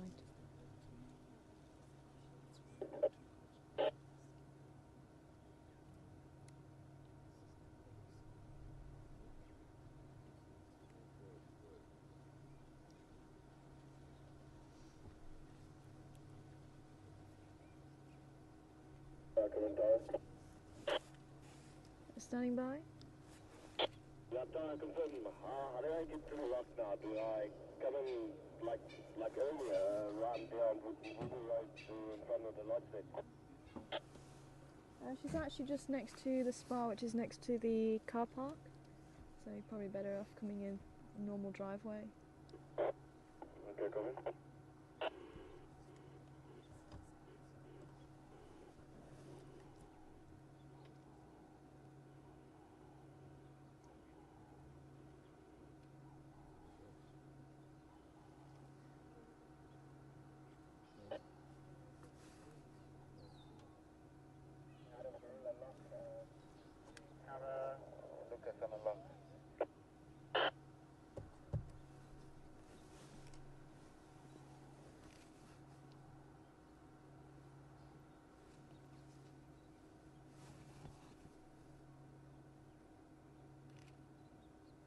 And now you can see why it takes so many years to make a half-an-hour documentary.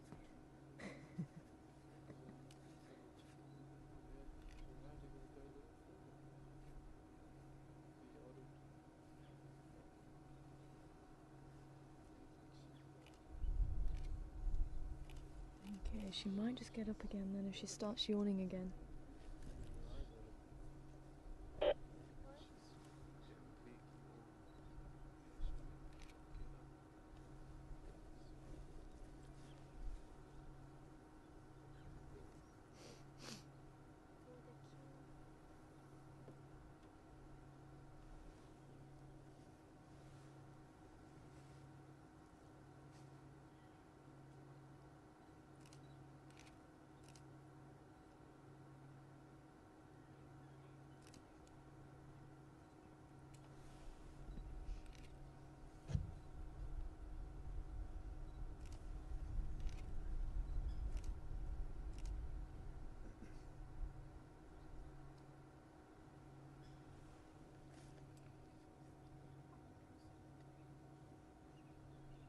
Such a beautiful lady.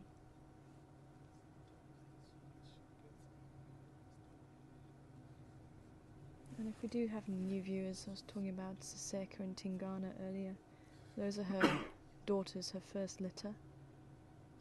And they have both been seen today. They don't usually come out onto the property. Siseka was seen with her cub on Torchwood, east of where we are. Oops. Oh. What did she do? I don't know, I didn't see. Oh, I think she got a thorn. Yeah. Shame, you can see her pulling it out, look.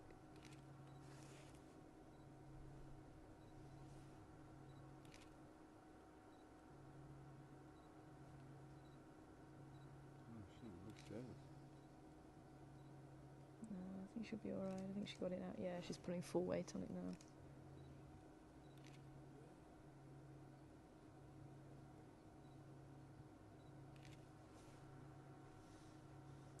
Oh, sweetie, it was your other paw.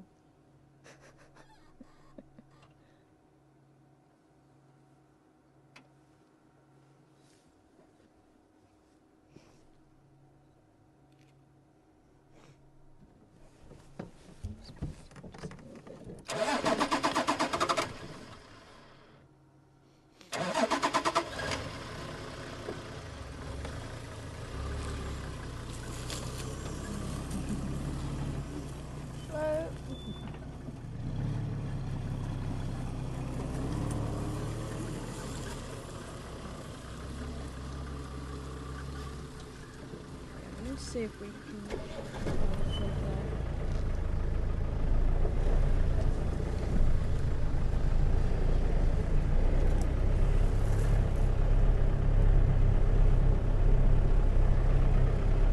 Oh, that's a shame. There is a tree. That's not right. Okay, we are going to have to go back.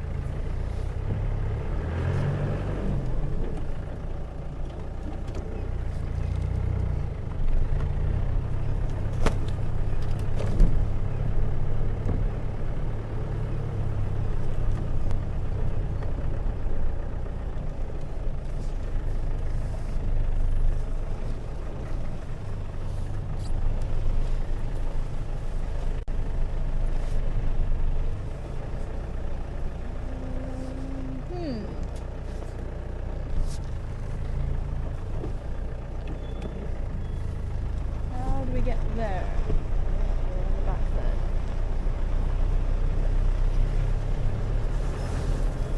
Around here.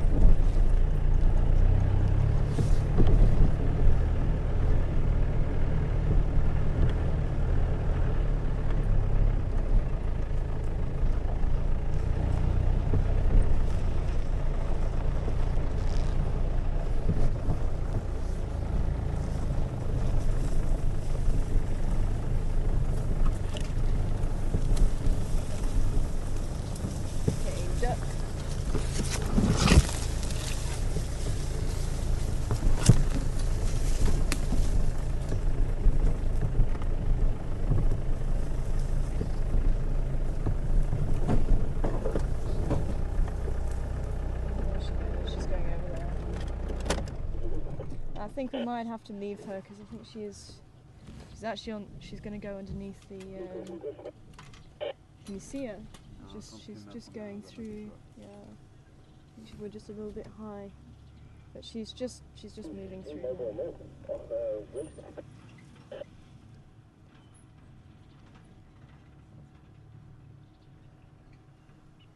Yeah, she's going into that very thick bush there. I think it is time to leave her. Let her be.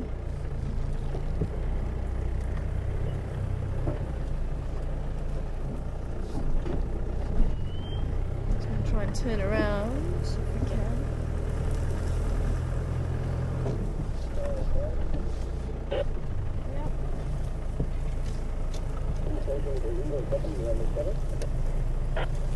Yeah, I've just got my hands full at the moment. Yeah, you're heading in the right direction. She just went underneath the line there. Hello.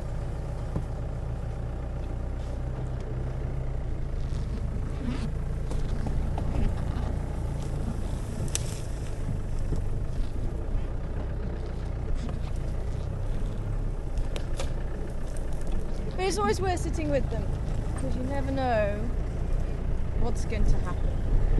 You never know.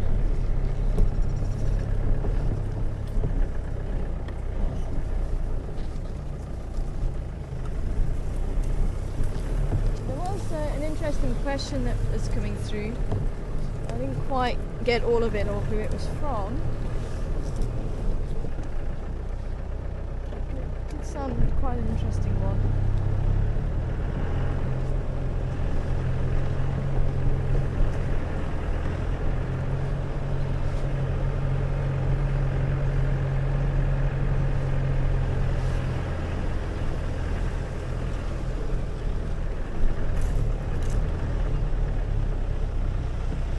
Give it one more shot because if she did come up this way then it's still pretty open, but if she's gone that way then it's going to be very thick. Just give it one more shot.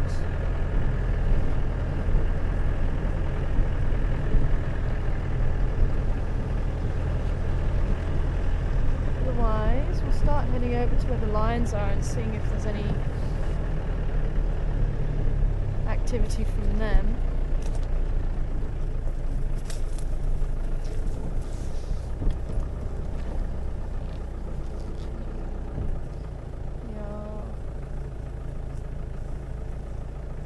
Okay, it is going to be quite a mission.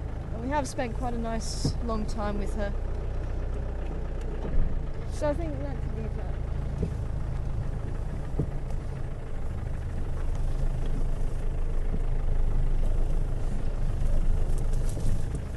Now, I was hoping we might be able to see the cubs again.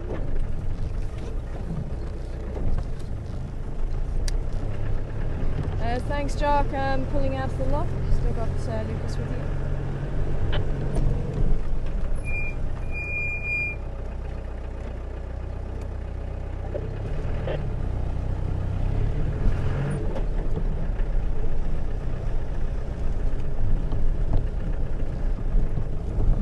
I think we are going to have to use little bit too tight. But if I actually heard the question right, as I say, I apologise, I didn't quite hear who it was, but somebody was asking, do leopards open their mouths to increase their sensitivity and help them basically smell better? And this is while they're hunting, because apparently the house cats do that, and I'm sure they do because they are very close relatives. I haven't seen it with Karula, I haven't seen it with the leopards that I've seen hunting, because they do use their eyesight a great deal, and once they've actually located the prey, then it's usually done by sight. Once they've located it, they can keep it in their sight and use the ears to carry on detecting the movement. But that the organs of Jacobson, which is basically what they would open their mouths for, are actually just in the roof of the mouth, and that actually does help them to detect the chemicals that are in urine. Oh wow, look at that. I'm able to catch that. Sure, that is beautiful. There's another open spot there. Just there. There? Wow.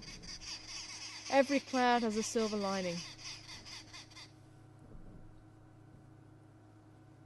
I think very apt.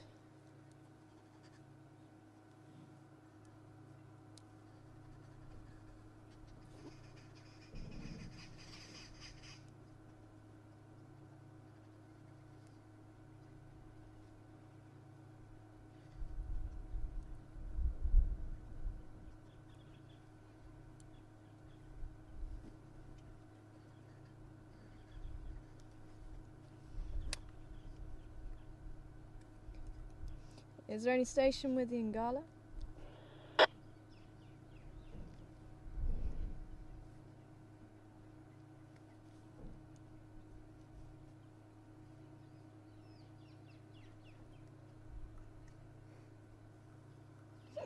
Excuse me. Not dark in here. Wow, that is beautiful.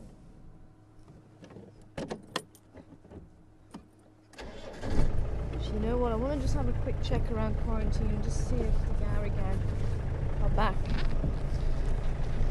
because it would be wonderful to catch up with them as well. Maybe we're going to make the way back today. I think they were there this morning, so hopefully they didn't go too far.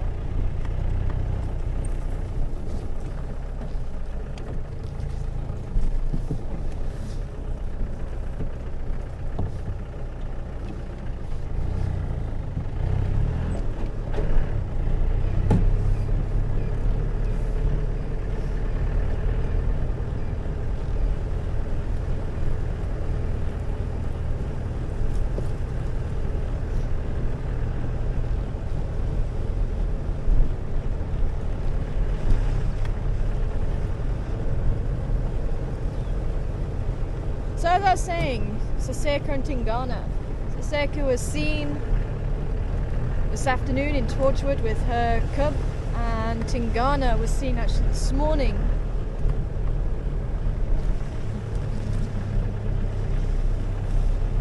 Hello, how you doing?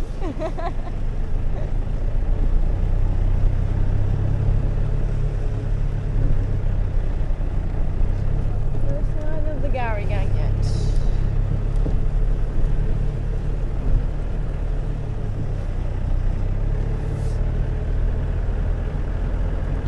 Yeah, she was seen somewhere west of the hyena den, somewhere south of Impala Plains, somewhere north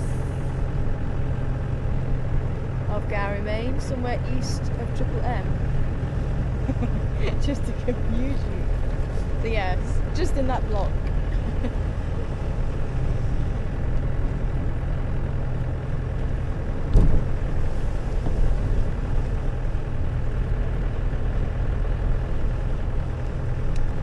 Sabine.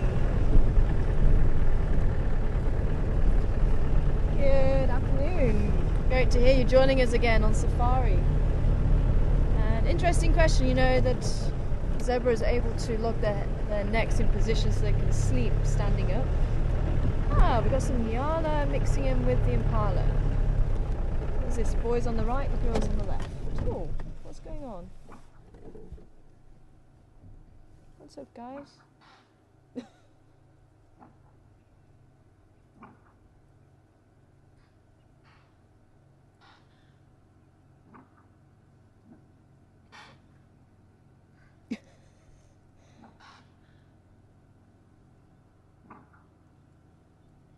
We've got the Nyalas barking, the Impalas snorting.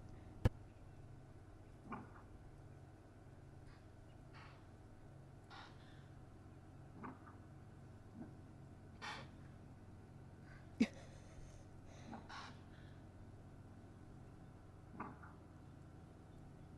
got the Nyalas barking, the Impalas snorting, and I'm actually hearing the echo and I'm wondering if that's what they're hearing. I think someone got a fright, started calling, and I'm hearing an echo. And I think some of the Impala have gone, "Ugh, get on with it." There's nothing there. And some of them are going, no, there's definitely something there, I can hear it.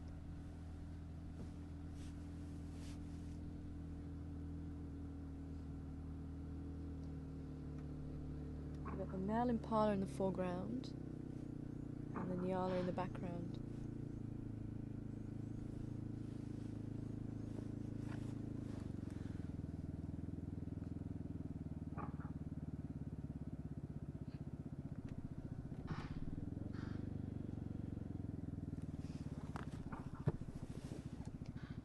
Okay, I see what it is now. There it is.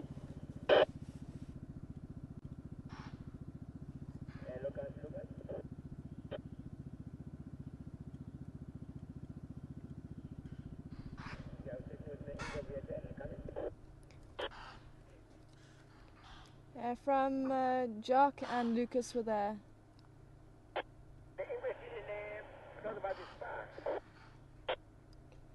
She moved off into the bush. Looks like she was trying to bumper something.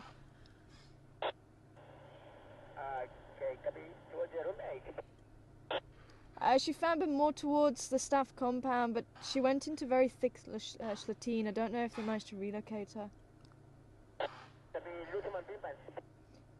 Luto, I went back to have a look and still no sign. Unfortunately.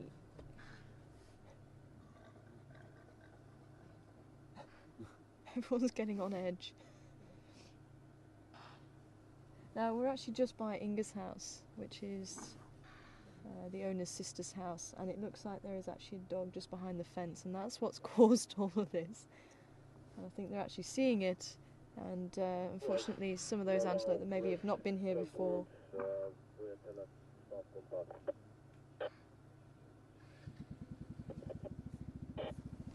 So that's what set them all off. Quite interesting though to see the behaviour, and that's what you would actually see. Sorry Sarah, I thought you were...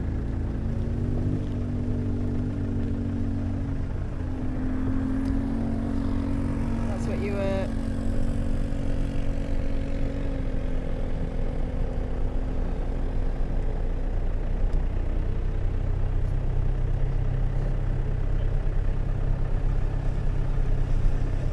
Shame those three Nyala are still looking. What's going on? What is it?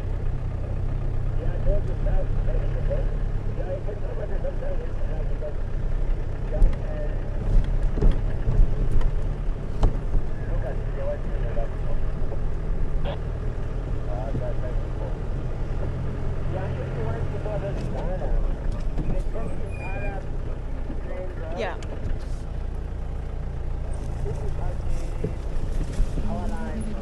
Hello. Quite interesting to see the reaction. Quite interesting to see the reaction of the Nyala and the Impala of the dog. They're all barking at him.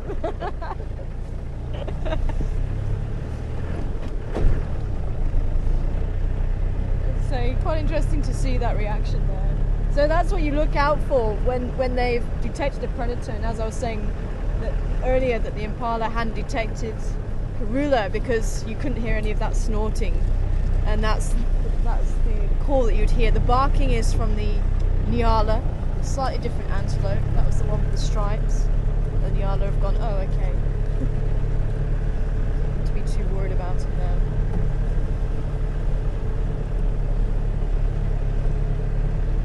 But no sign of the Gowrie gang. Okay.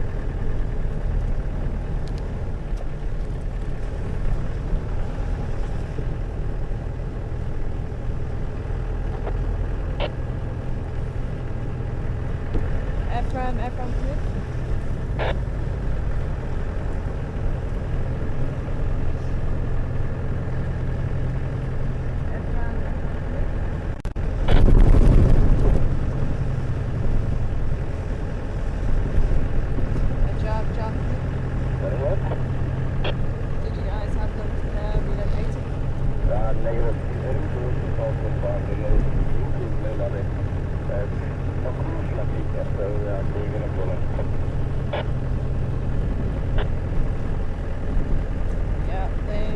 To relocate it either. Come on, Gowrie gang, where are you? Where are you hiding?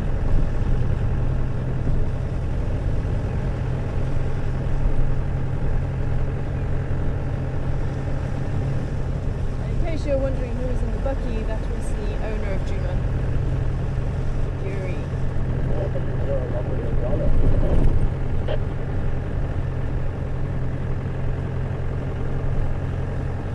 I was also trying to find out Jock. I haven't heard anyone. I don't know if anyone is still looking about Mosselbeck away that side.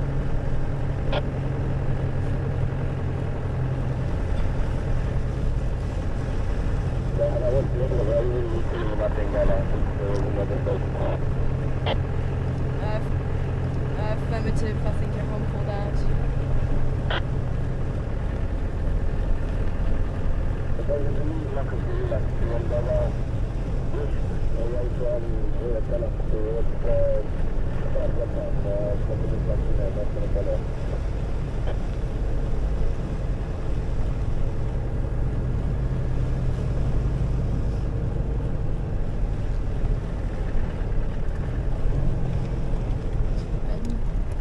I will talk about Tingana.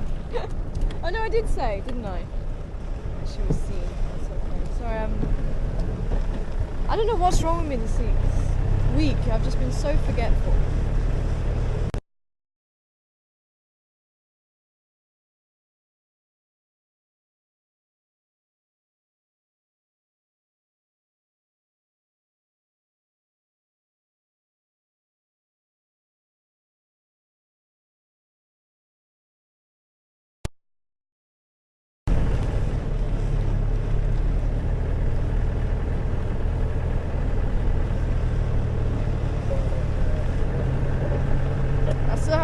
To identify which lions these lions are. If anybody's been able to do that, please let me know. Let's see if they are still sleeping. This should be the time that they start waking up. I'm hoping we're going to get there before they wake up.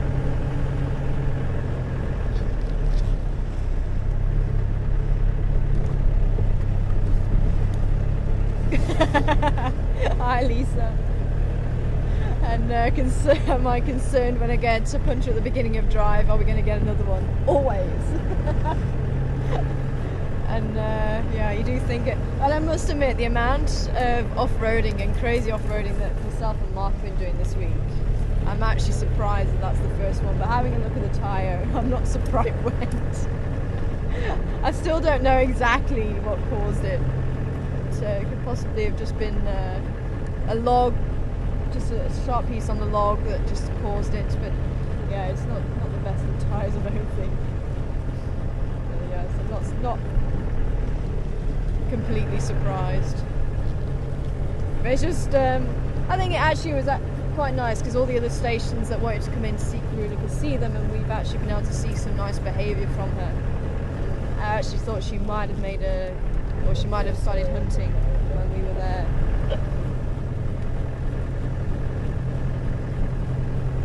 I don't think there's any stations with the Ngala. Myself and Jack are making our way over there. Okay, copy that. Heading that way.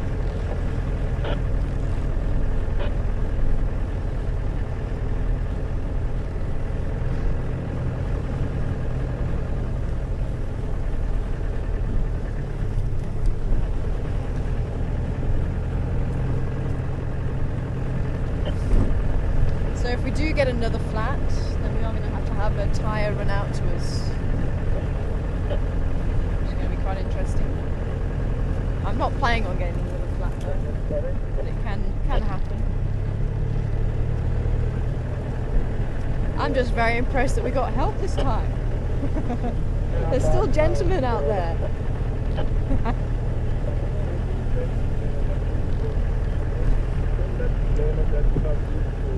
Go down below.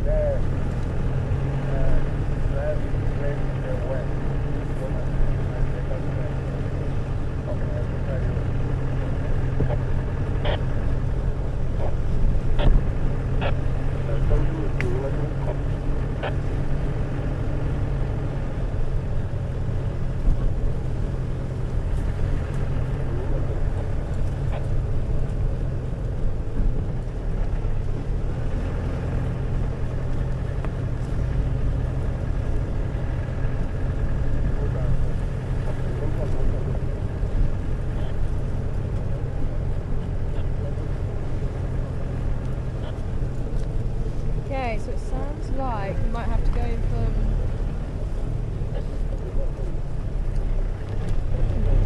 instead of Triple M, come in going from the eastern side this time.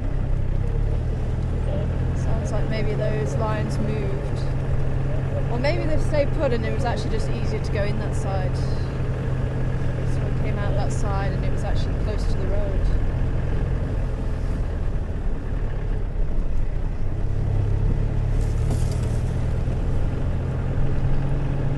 Looking for 2 knobthorns apparently. 2 knobthorns. You got to keep your eyes peeled for 2 knobthorns. Knobthorns. You can keep your eyes peeled for 2 hornbills, but they're kind of moving. Not generally good pointing.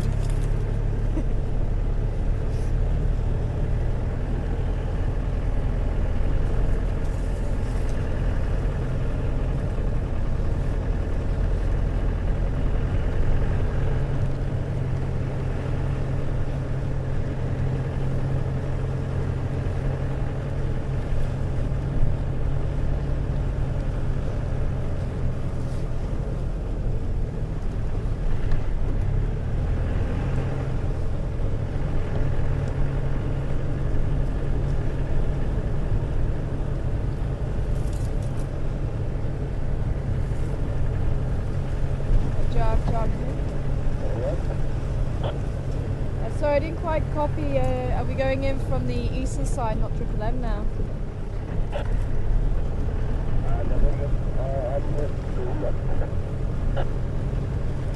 Okay, copy, thanks. Sounds like they did relocate her. Just relocated her. Well, he was already heading towards the lions. So again, my lions crossed. My lions and my leopards crossed.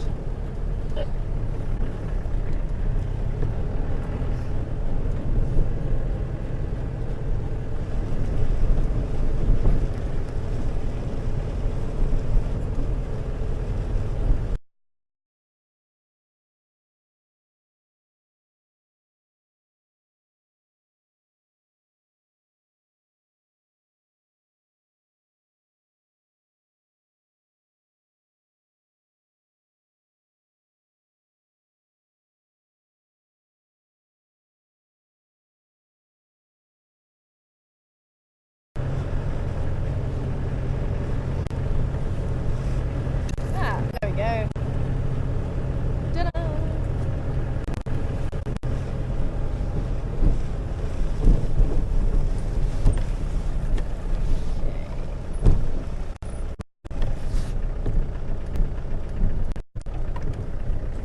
Ephraim.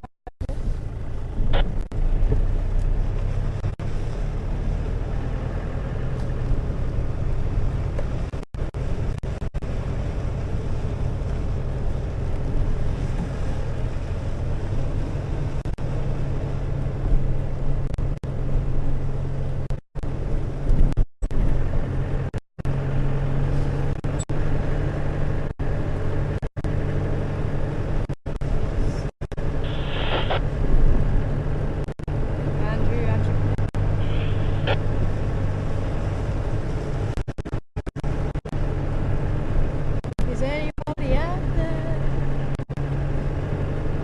Maybe not.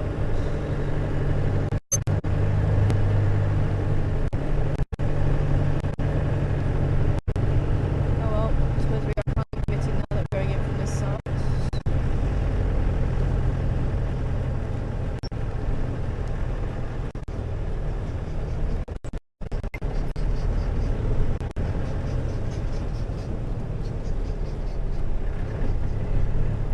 Forget where we went in now. Oh no, it was past all these, wasn't it?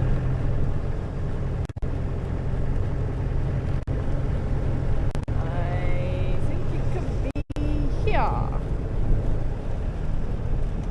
Yep.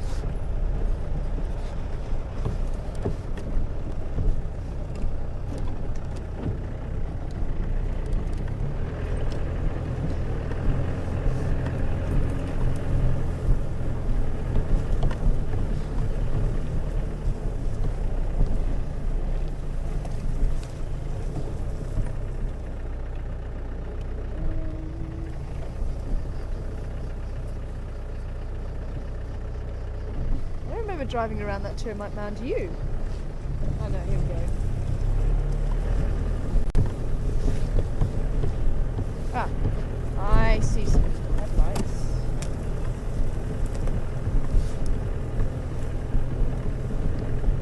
Which station heading towards the Karula?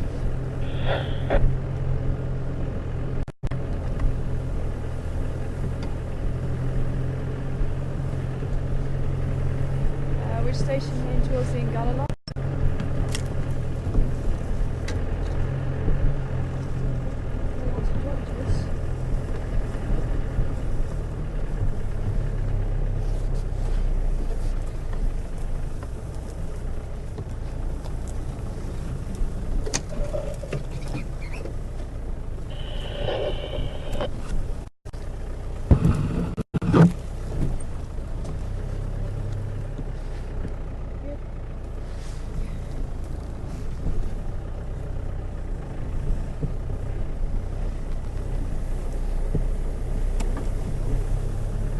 Was I just seeing things?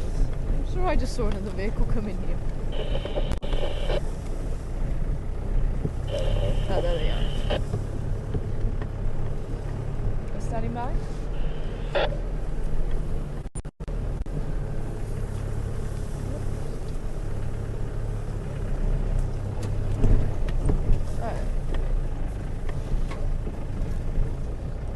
Actually, there's two vehicles there. I'm hoping.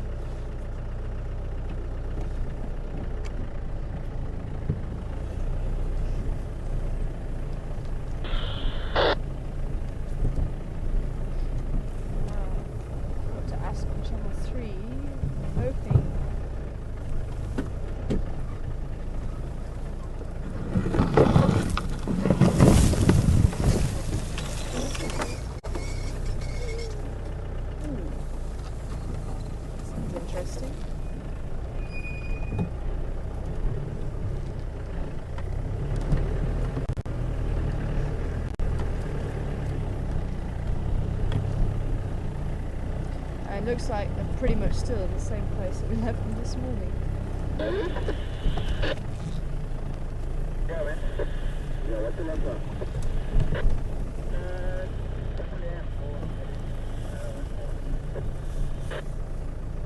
You got any updates? I was also stopping somewhere before. I don't know whether they had a what's going on. Also, want to get okay, so we got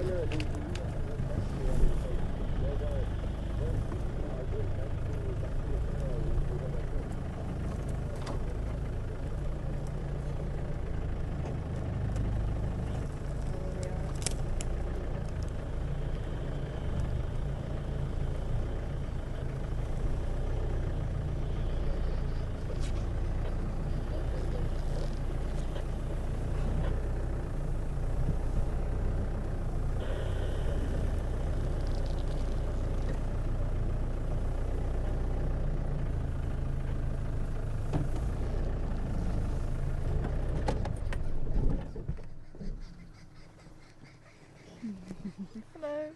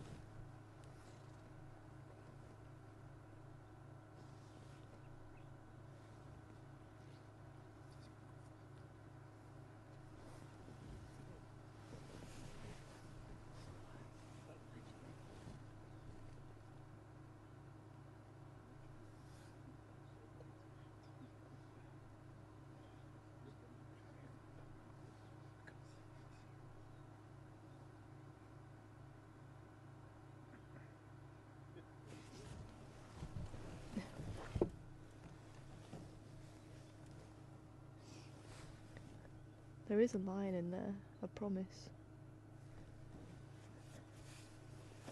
They are just extremely flat.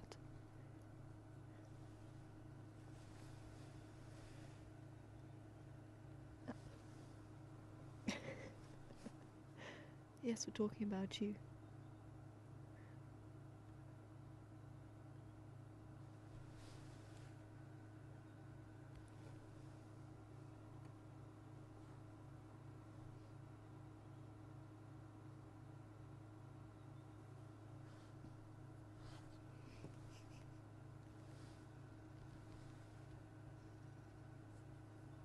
I just saw the tail flicking.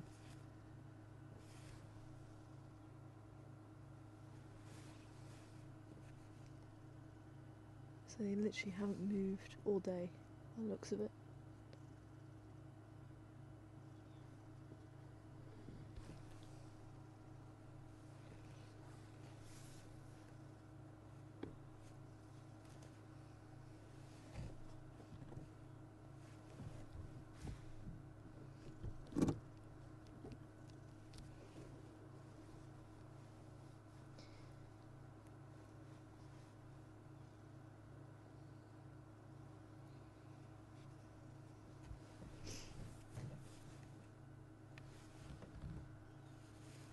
I can see the tail flicking, and you may be wondering why are we going to be sitting here with lines like this. But there is a possibility at any moment the lines might just stand up and move around. The sun is setting. And this is generally their time to go and hunt.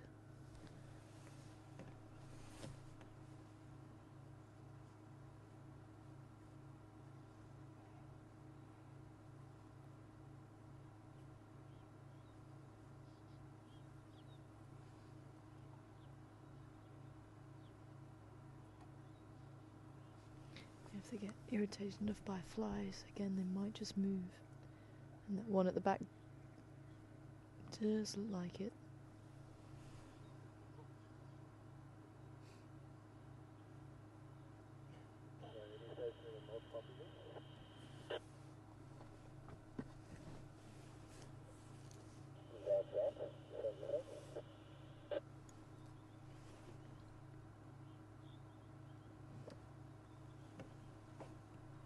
Affirmative, Ryan, go ahead.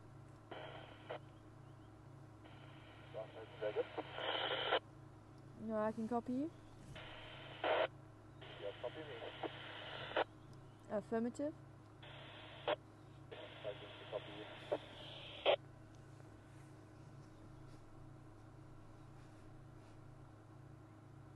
you. Ryan, you know about the Tumadora and Gala just east of Triple M?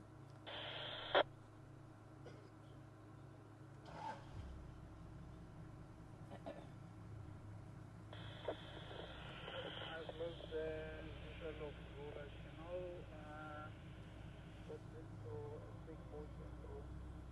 Big something to do. Are they still on lots of the screen the server? Ultimately, it was because we now left the middle of Karula here. There is to head into a big bush and for local who was from Angeles. Okay, copy that.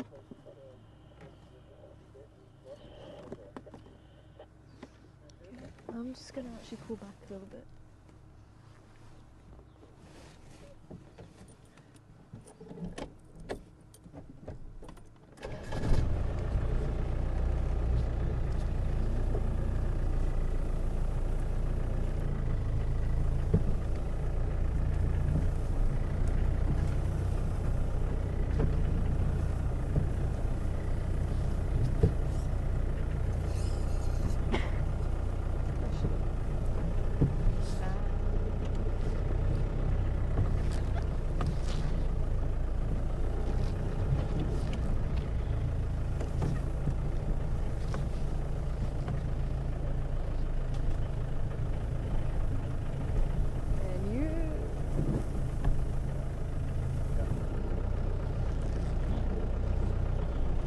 See them through there. Yeah.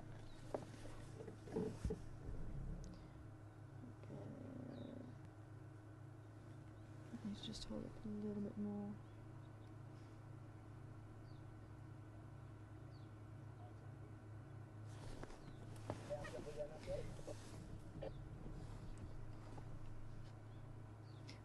Just trying to.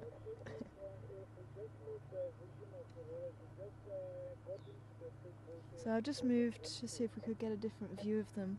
It's just been on that cusp of it being a little bit too light for the spotlight to work, and it's just started coming dark now.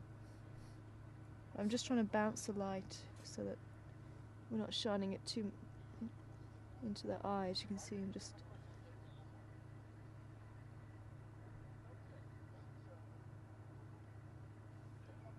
As I say, it's just like Karula. We didn't know exactly when she was going to get up, but this is generally the time when they will start to move and they will start to go and hunt. Usually, and there's no set rule, but there's a normal pattern of behaviour. So at any moment, these boys might just start grooming themselves and starting to get up. Could be they just decide to lie here for another hour.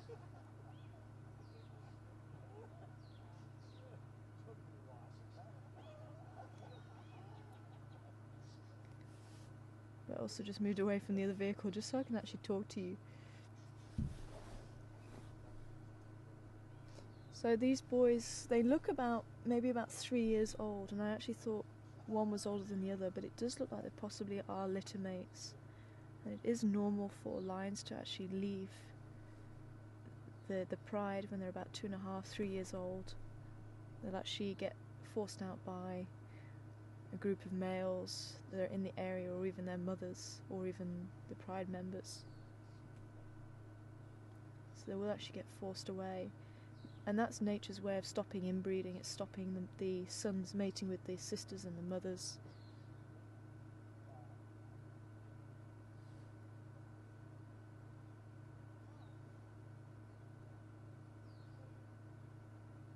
So I think it's worth giving them about 5 minutes or so and just seeing if there is going to be any movement. If not, then we will leave them and go and look for other things. But it's the unpredictability of the bush and nature, and you just, if you have the patience, sometimes it does pay off. Like with Karula, we actually got to see her very nicely this afternoon because we were just a little bit patient,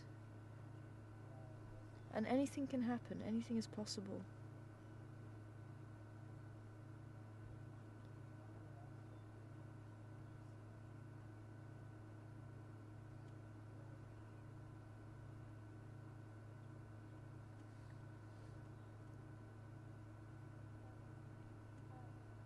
So just trying not to shine the light into their eyes. Just like humans, if someone shines a light into your eyes, it's quite painful.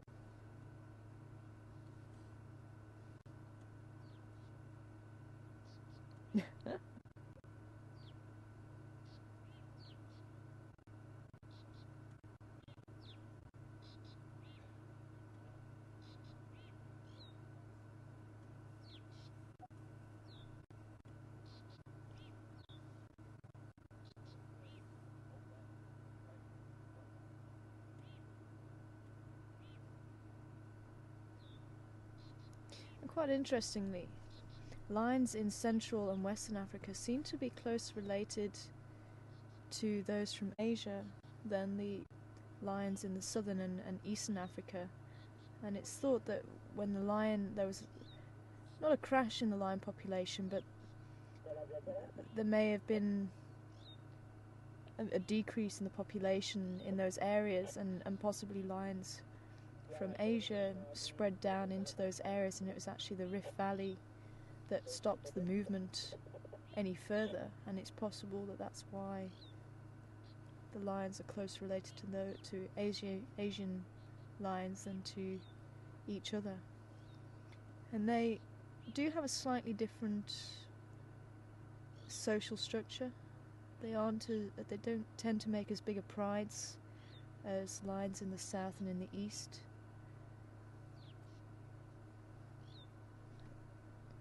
And they tend to be not monogamous, but especially the Barbary lion, which is unfortunately extinct now, would have been maybe monogamous, or maybe in very small pride numbers.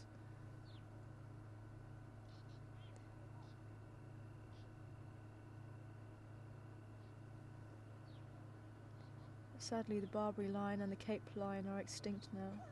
Barbary lion, it's still thought there is possibly relatives of a few Barbary lions that were actually given to the Moroccan king by the Barbary people as a gift. And it's thought that there are relatives of those actually in captivity now. But there is still some debate as to whether they are pure Barbary lion or not.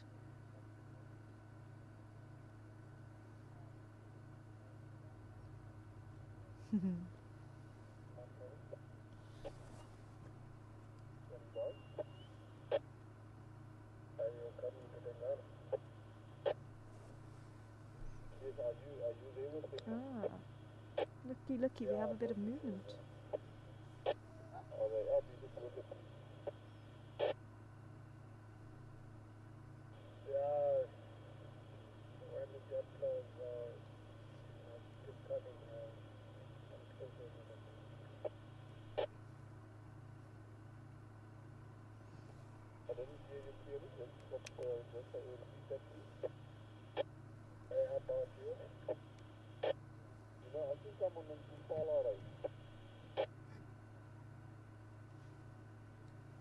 Yeah,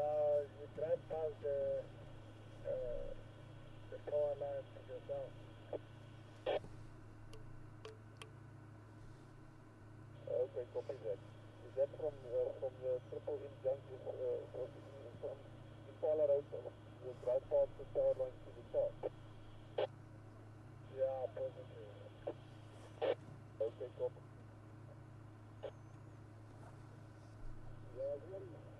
Now the red filter that you can see is just being brought into the suns actually, and that is actually slightly better than using spotlights. It's a little bit more sensitive, and obviously you can see how different it is on our screens there. So it just makes it, especially for light sensitive animals, it's a lot better than using well, there's a debate. Some people say it's a lot better than using normal spotlights, some people say it's not, it doesn't make any difference. And just to show you lines from our side.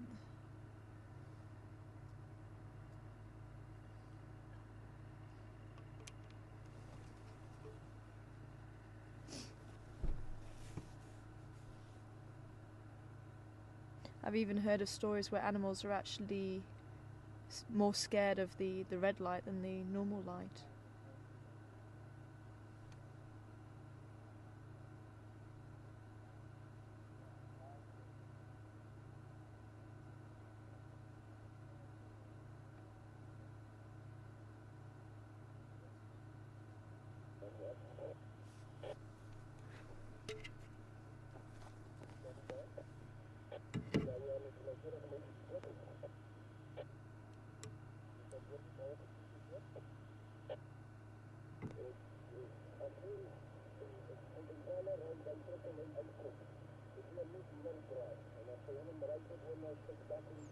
If I move back a little bit more, we should be able to see him a little bit better, hey?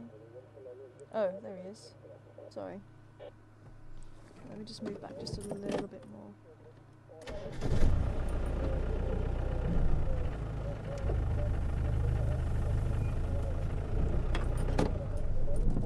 Is he just fallen flat?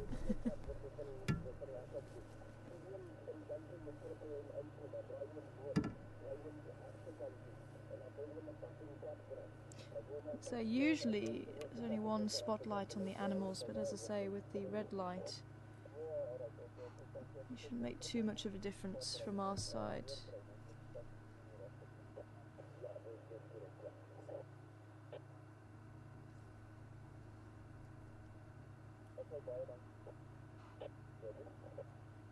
He's behind the bush now anyway.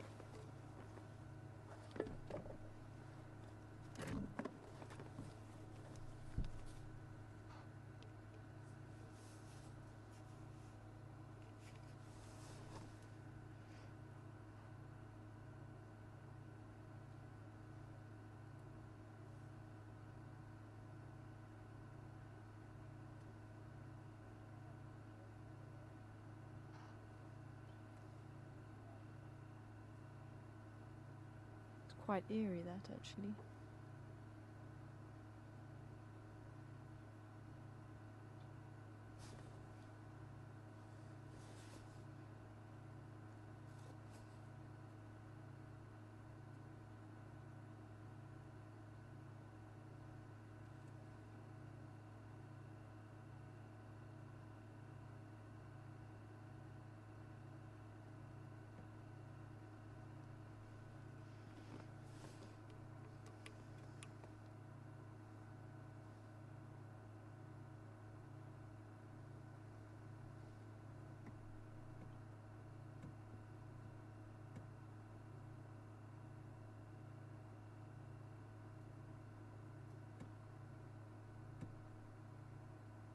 There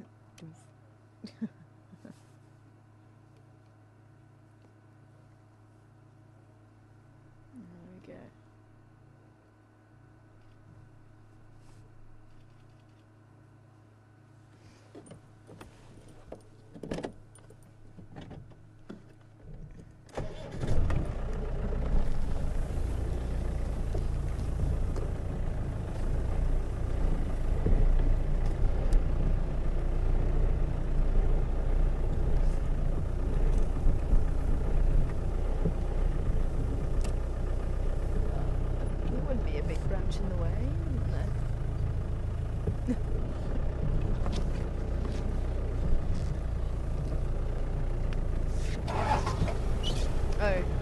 Which way are you going? You going backwards or forwards? Do you need me to move back? Are you coming this way? Oh, okay. Ah.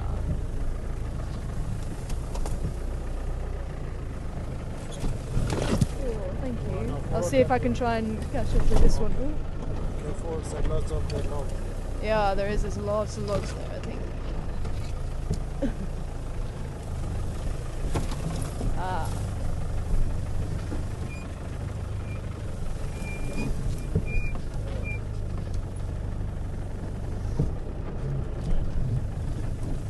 It's in the road here, right behind us. Oh, is he? Oh, yes, he is. We stay here. I don't know if you guys are going to be able to turn around though. Here he is. He's just here.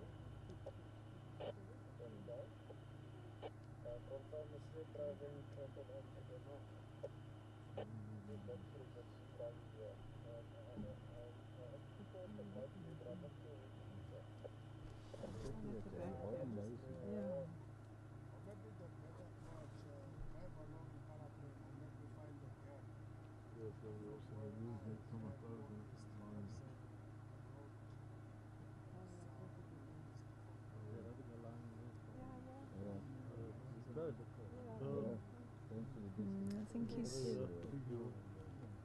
Sure, look at those teeth. One of the ultimate killing machines. I think he's waiting for the other male to catch up with him now. Beautiful white teeth.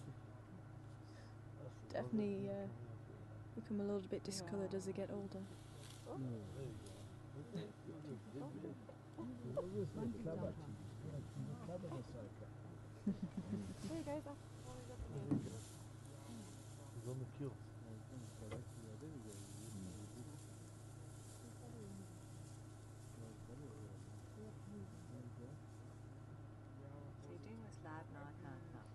Yeah. Yeah, basically, while we're out on a game drive, then people can watch from the comfort of their own home. So I do, but oh, you do? in the evenings, not in the mornings. Oh, I always okay. watch in the mornings, but never in the evenings. I got lost. Oh, shame. No, we also do it in the evening. Okay. Oh, he's just sitting, actually, just in the way. I thought the other male was actually going to join him. He's just there at the back. Am I in the way still? There he is. Where did he lie down? Behind the tree?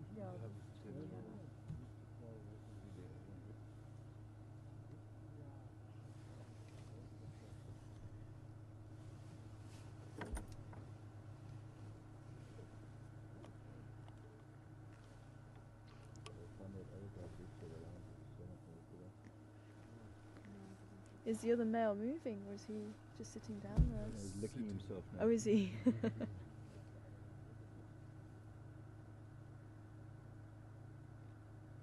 Oh, beautiful. He's looking up, so it could be ready to move.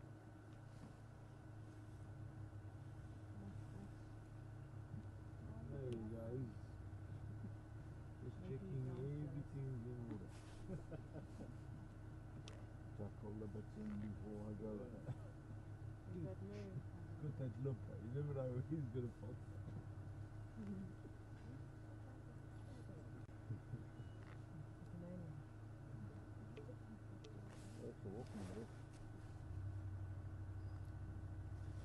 I'm kind of caught. I don't think I'm going to be able to go forward anymore.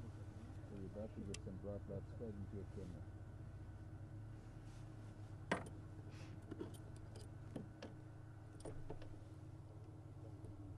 Oh, just while we're watching the moon.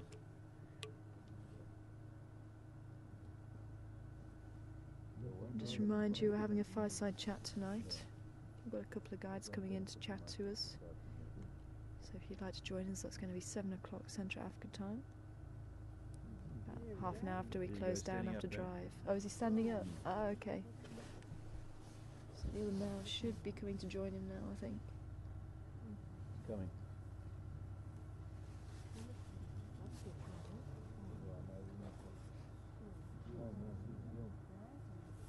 Why would you take the buffalo?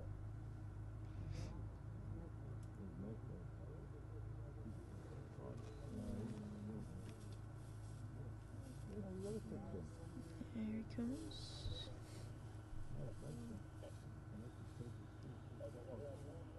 He's gonna die.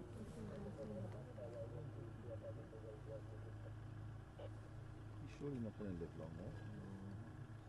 William, how long did you not have? 2 years. They both can live like that. Really? Oh, okay.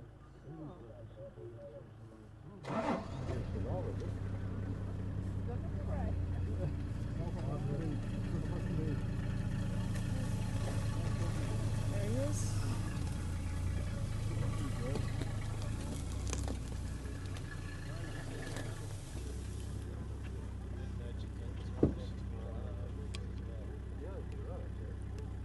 Someone else got a spotlight on him now.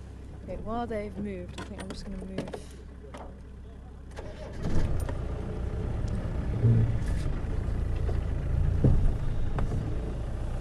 He's going to continue to move.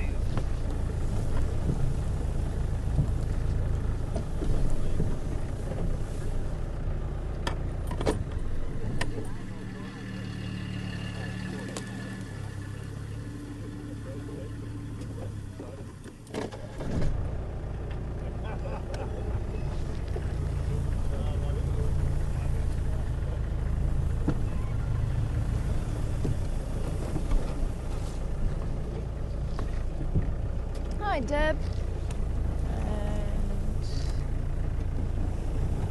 good afternoon, good evening to you. Wondering what lion pride we're watching, and we're not too sure. We think it's the Nkuhumas, but we're not entirely sure.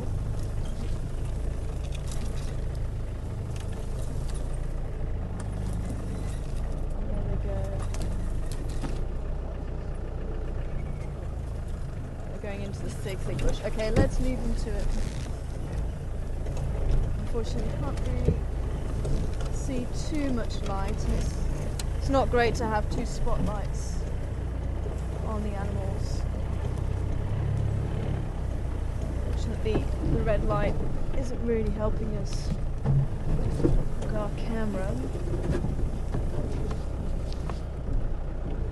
So I don't think, well, I didn't want to overdo it with two spotlights earlier, so we do want to have a look at them. It's one of those situations sometimes you just have to bend the rules a little bit, but I don't want to keep doing it just for the sake of the animals, really.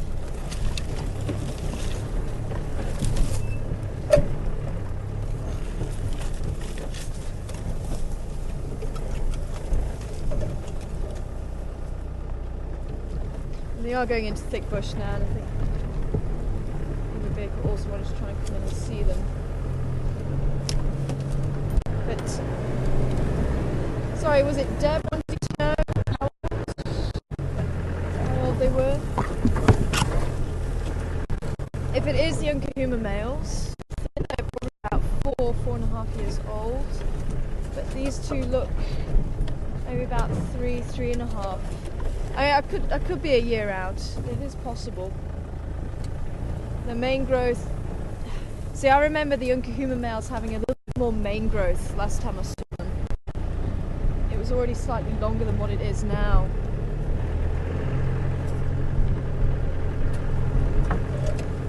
was an Unkahula male that did have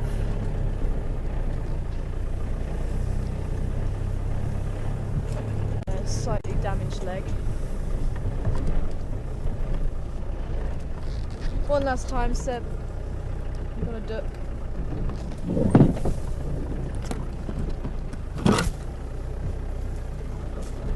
Oh, sorry. Got it?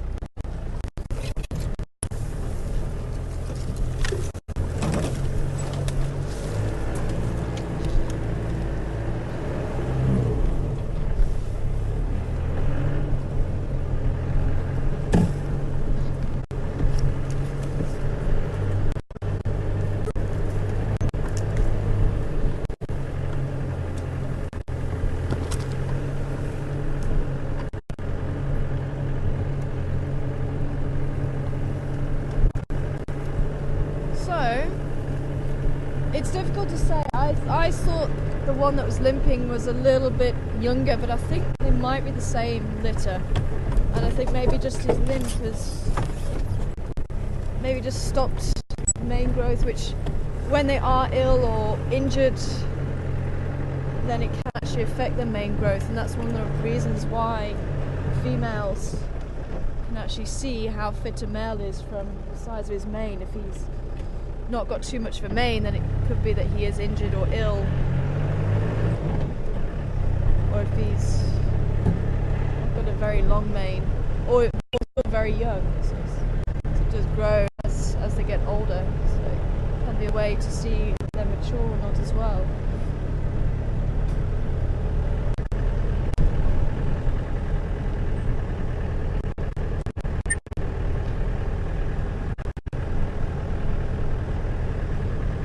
Difficult to say, but it's also difficult to say how long he's had that injury. It looks like it's a swelling around the ankle. I don't know if it's broken or fractured or something, but he does seem to have movement on the top part of his leg. He seems to have movement on his hip, which is the fact he's not putting any weight on that leg. But the animals are very resilient. I heard one of the guests saying, no, surely he's not going to live, but they are very resilient animals, and as long as he can get food in his belly, which is very good that he's still with another male, and he seems to be in very good condition, so I think they must be at least getting some food at some stage. As long as he can keep doing that, and he can keep his strength up, and there's no reason why he shouldn't continue to live. And as I said, it is unfortunately part of the natural cycle of things. These things do happen. There's different ways that nature keeps the populations in check, and unfortunately disease is one of them, injuries is another. And if an animal is strong enough to survive with those injuries, then it's going to be a very strong individual, and it's going to go on and reproduce. But if it's not, then it won't go on and reproduce. But I can tell you something, it's not easy to see it. Definitely isn't, but it's always trying to keep in the back of your mind what nature is, what nature's about. And it's about balance, and it's finding that balance. And when there's a, ooh, that looks like a white-tailed mongoose to me. I'm just going to try and get up here and see if we can stop. Maybe here, I don't know. I want to try and see if we can see it first before we try and get any closer. There it is.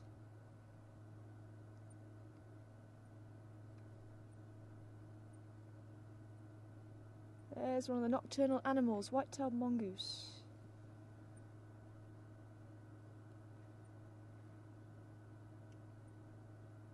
You see that beautiful bushy white tail, where they get the name from. And looks like it's checking the holes. Now I'm surprised we don't get scrub hares here. This would be ideal for scrub hares. But maybe he's sniffing out rodents. maybe even grubs. And we've seen the dwarf mongoose, we saw the banded mongoose today, and these are a relative, but unlike the banded and the dwarf, they are nocturnal and solitary. If you see more than one, it's probably a female with her offspring.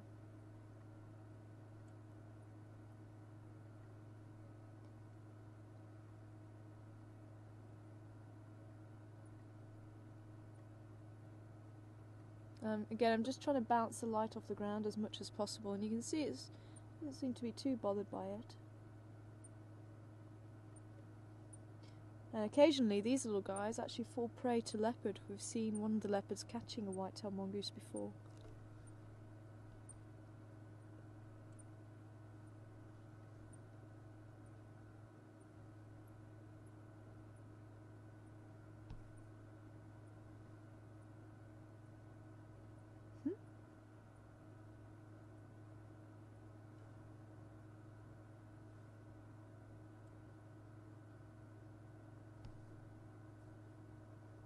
Very active now.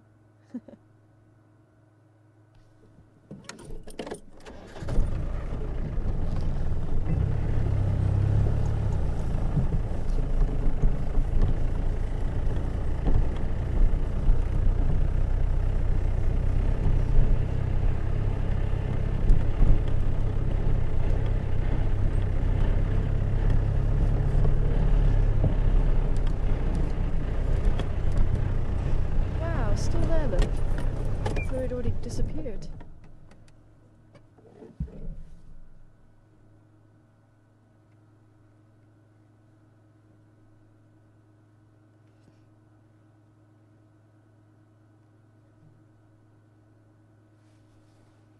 Almost looks a little bit like a skunk. As far as I know, not able to squirt any liquid. Apparently the Zorilla can. It's a striped polecat.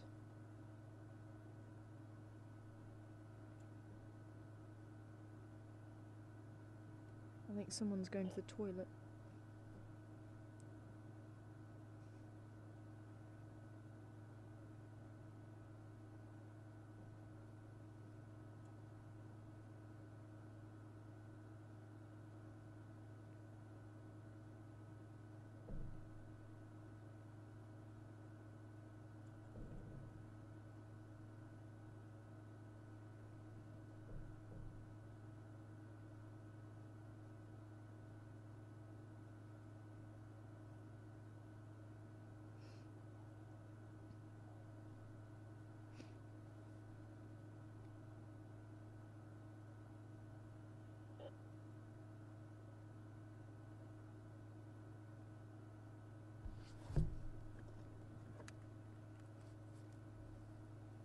Stations left the Ngala lock, 2 stations are on the lock.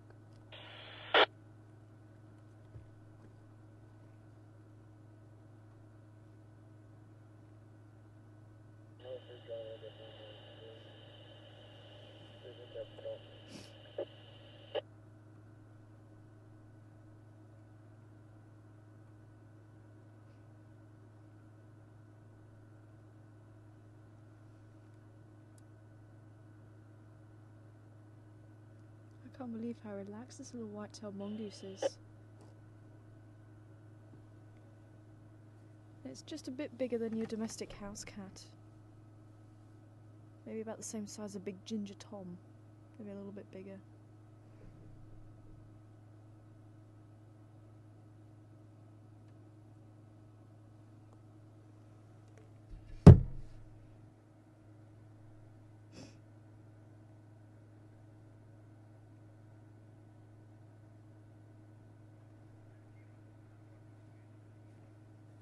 Hi Patty, good evening to you. Wondering what mongooses eat. They eat a variety of things, from lizards to insects to rodents, and even some mongoose prey on them, other mongoose species like the slender mongoose that sometimes prey on dwarf mongoose.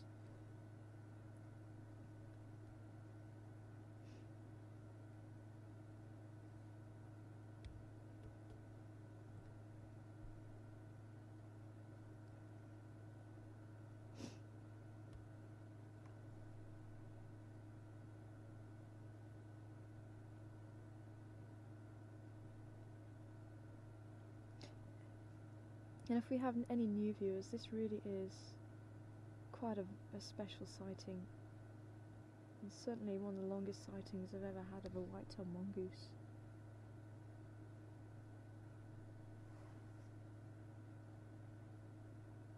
Don't move. Don't breathe.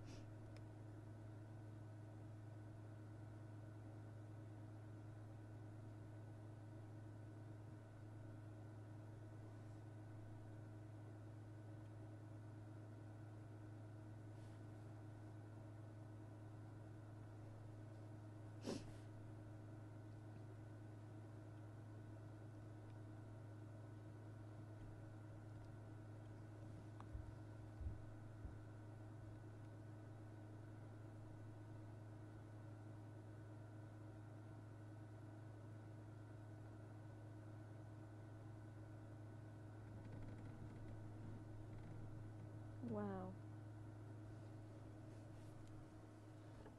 How incredible. My word.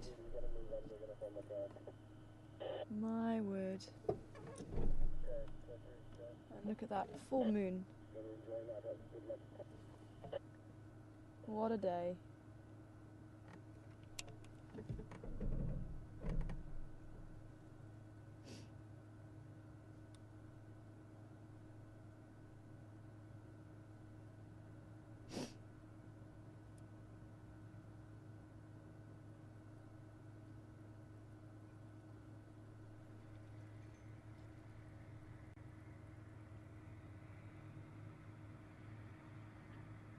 And just a reminder, if anybody would like to join us for fireside chat this evening, it's going to be happening half an hour after drive. And we've got 2 special guests coming through. Myself and Mark will be joining them. Hopefully it should be a good chat this afternoon. Shall we continue on? Maybe we get lucky with a honey badger. The Tigger socks haven't failed.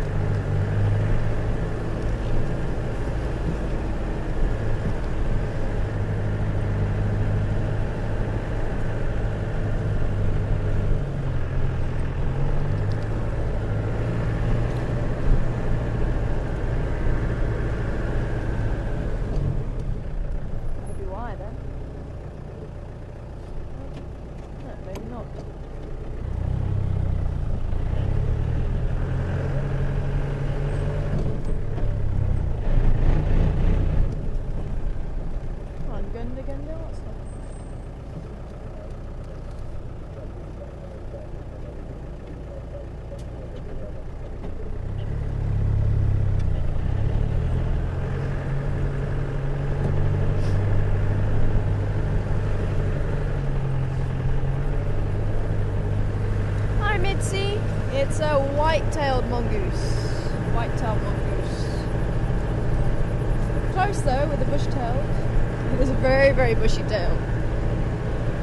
And I'm sure that's used in communication. It's got to be a whitetail like that.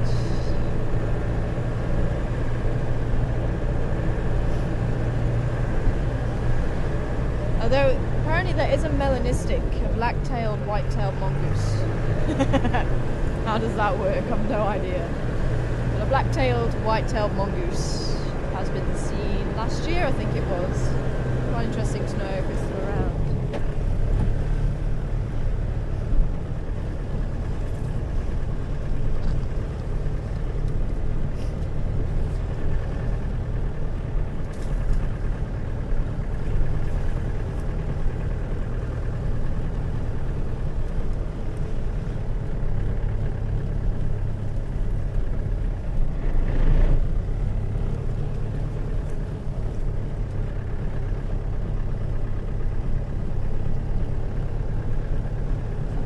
Too chilly this evening. Warmed up a little bit.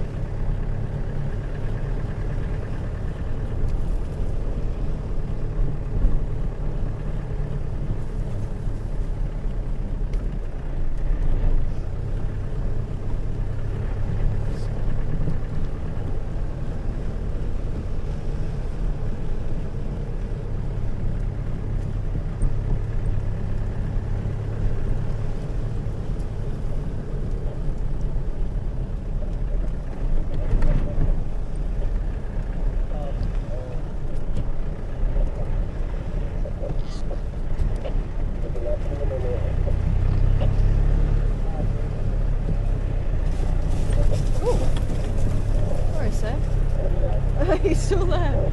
I didn't even see. I think I must have just put that different to normal.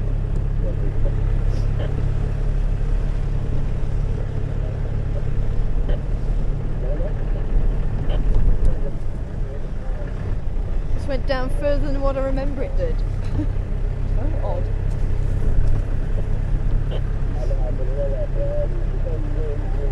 Come on, honey badgers. I'd love to see you.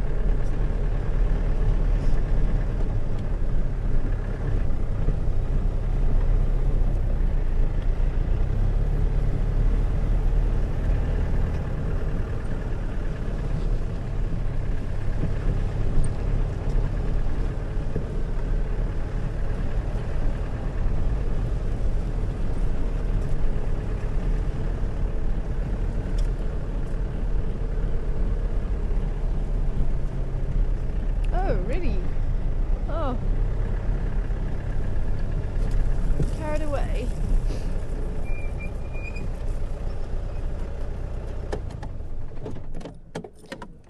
Well, at least the cats came out to play. Definitely was needed today. And just to show you, hopefully I can show you. Hold on. Just to show you I'm not lying. Oh, I'm on the wrong way round. Put your leg higher. I have to put my leg up here. Can you see it up there? Yeah. Kind of. There's the tiger socks right there. Done. Hold on, let me do this. That's actually quite painful. Hold on. There we go. There's the Tigger socks right there. That's the proof. The Tigger socks work. So there you go. I've always said if I'm wearing my Tigger socks, we tend to have good luck, and I think definitely today. And Karula coming out with the cubs, the 2 male lions, and yeah, that white-tailed mongoose. Wow, that really was quite incredible. Thank you very much for joining us here on Wild Earth this evening. Just one moment. You're stealing my thunder there, guys. My name's Tara. Sebastian's been on camera. Craig's been back in final control.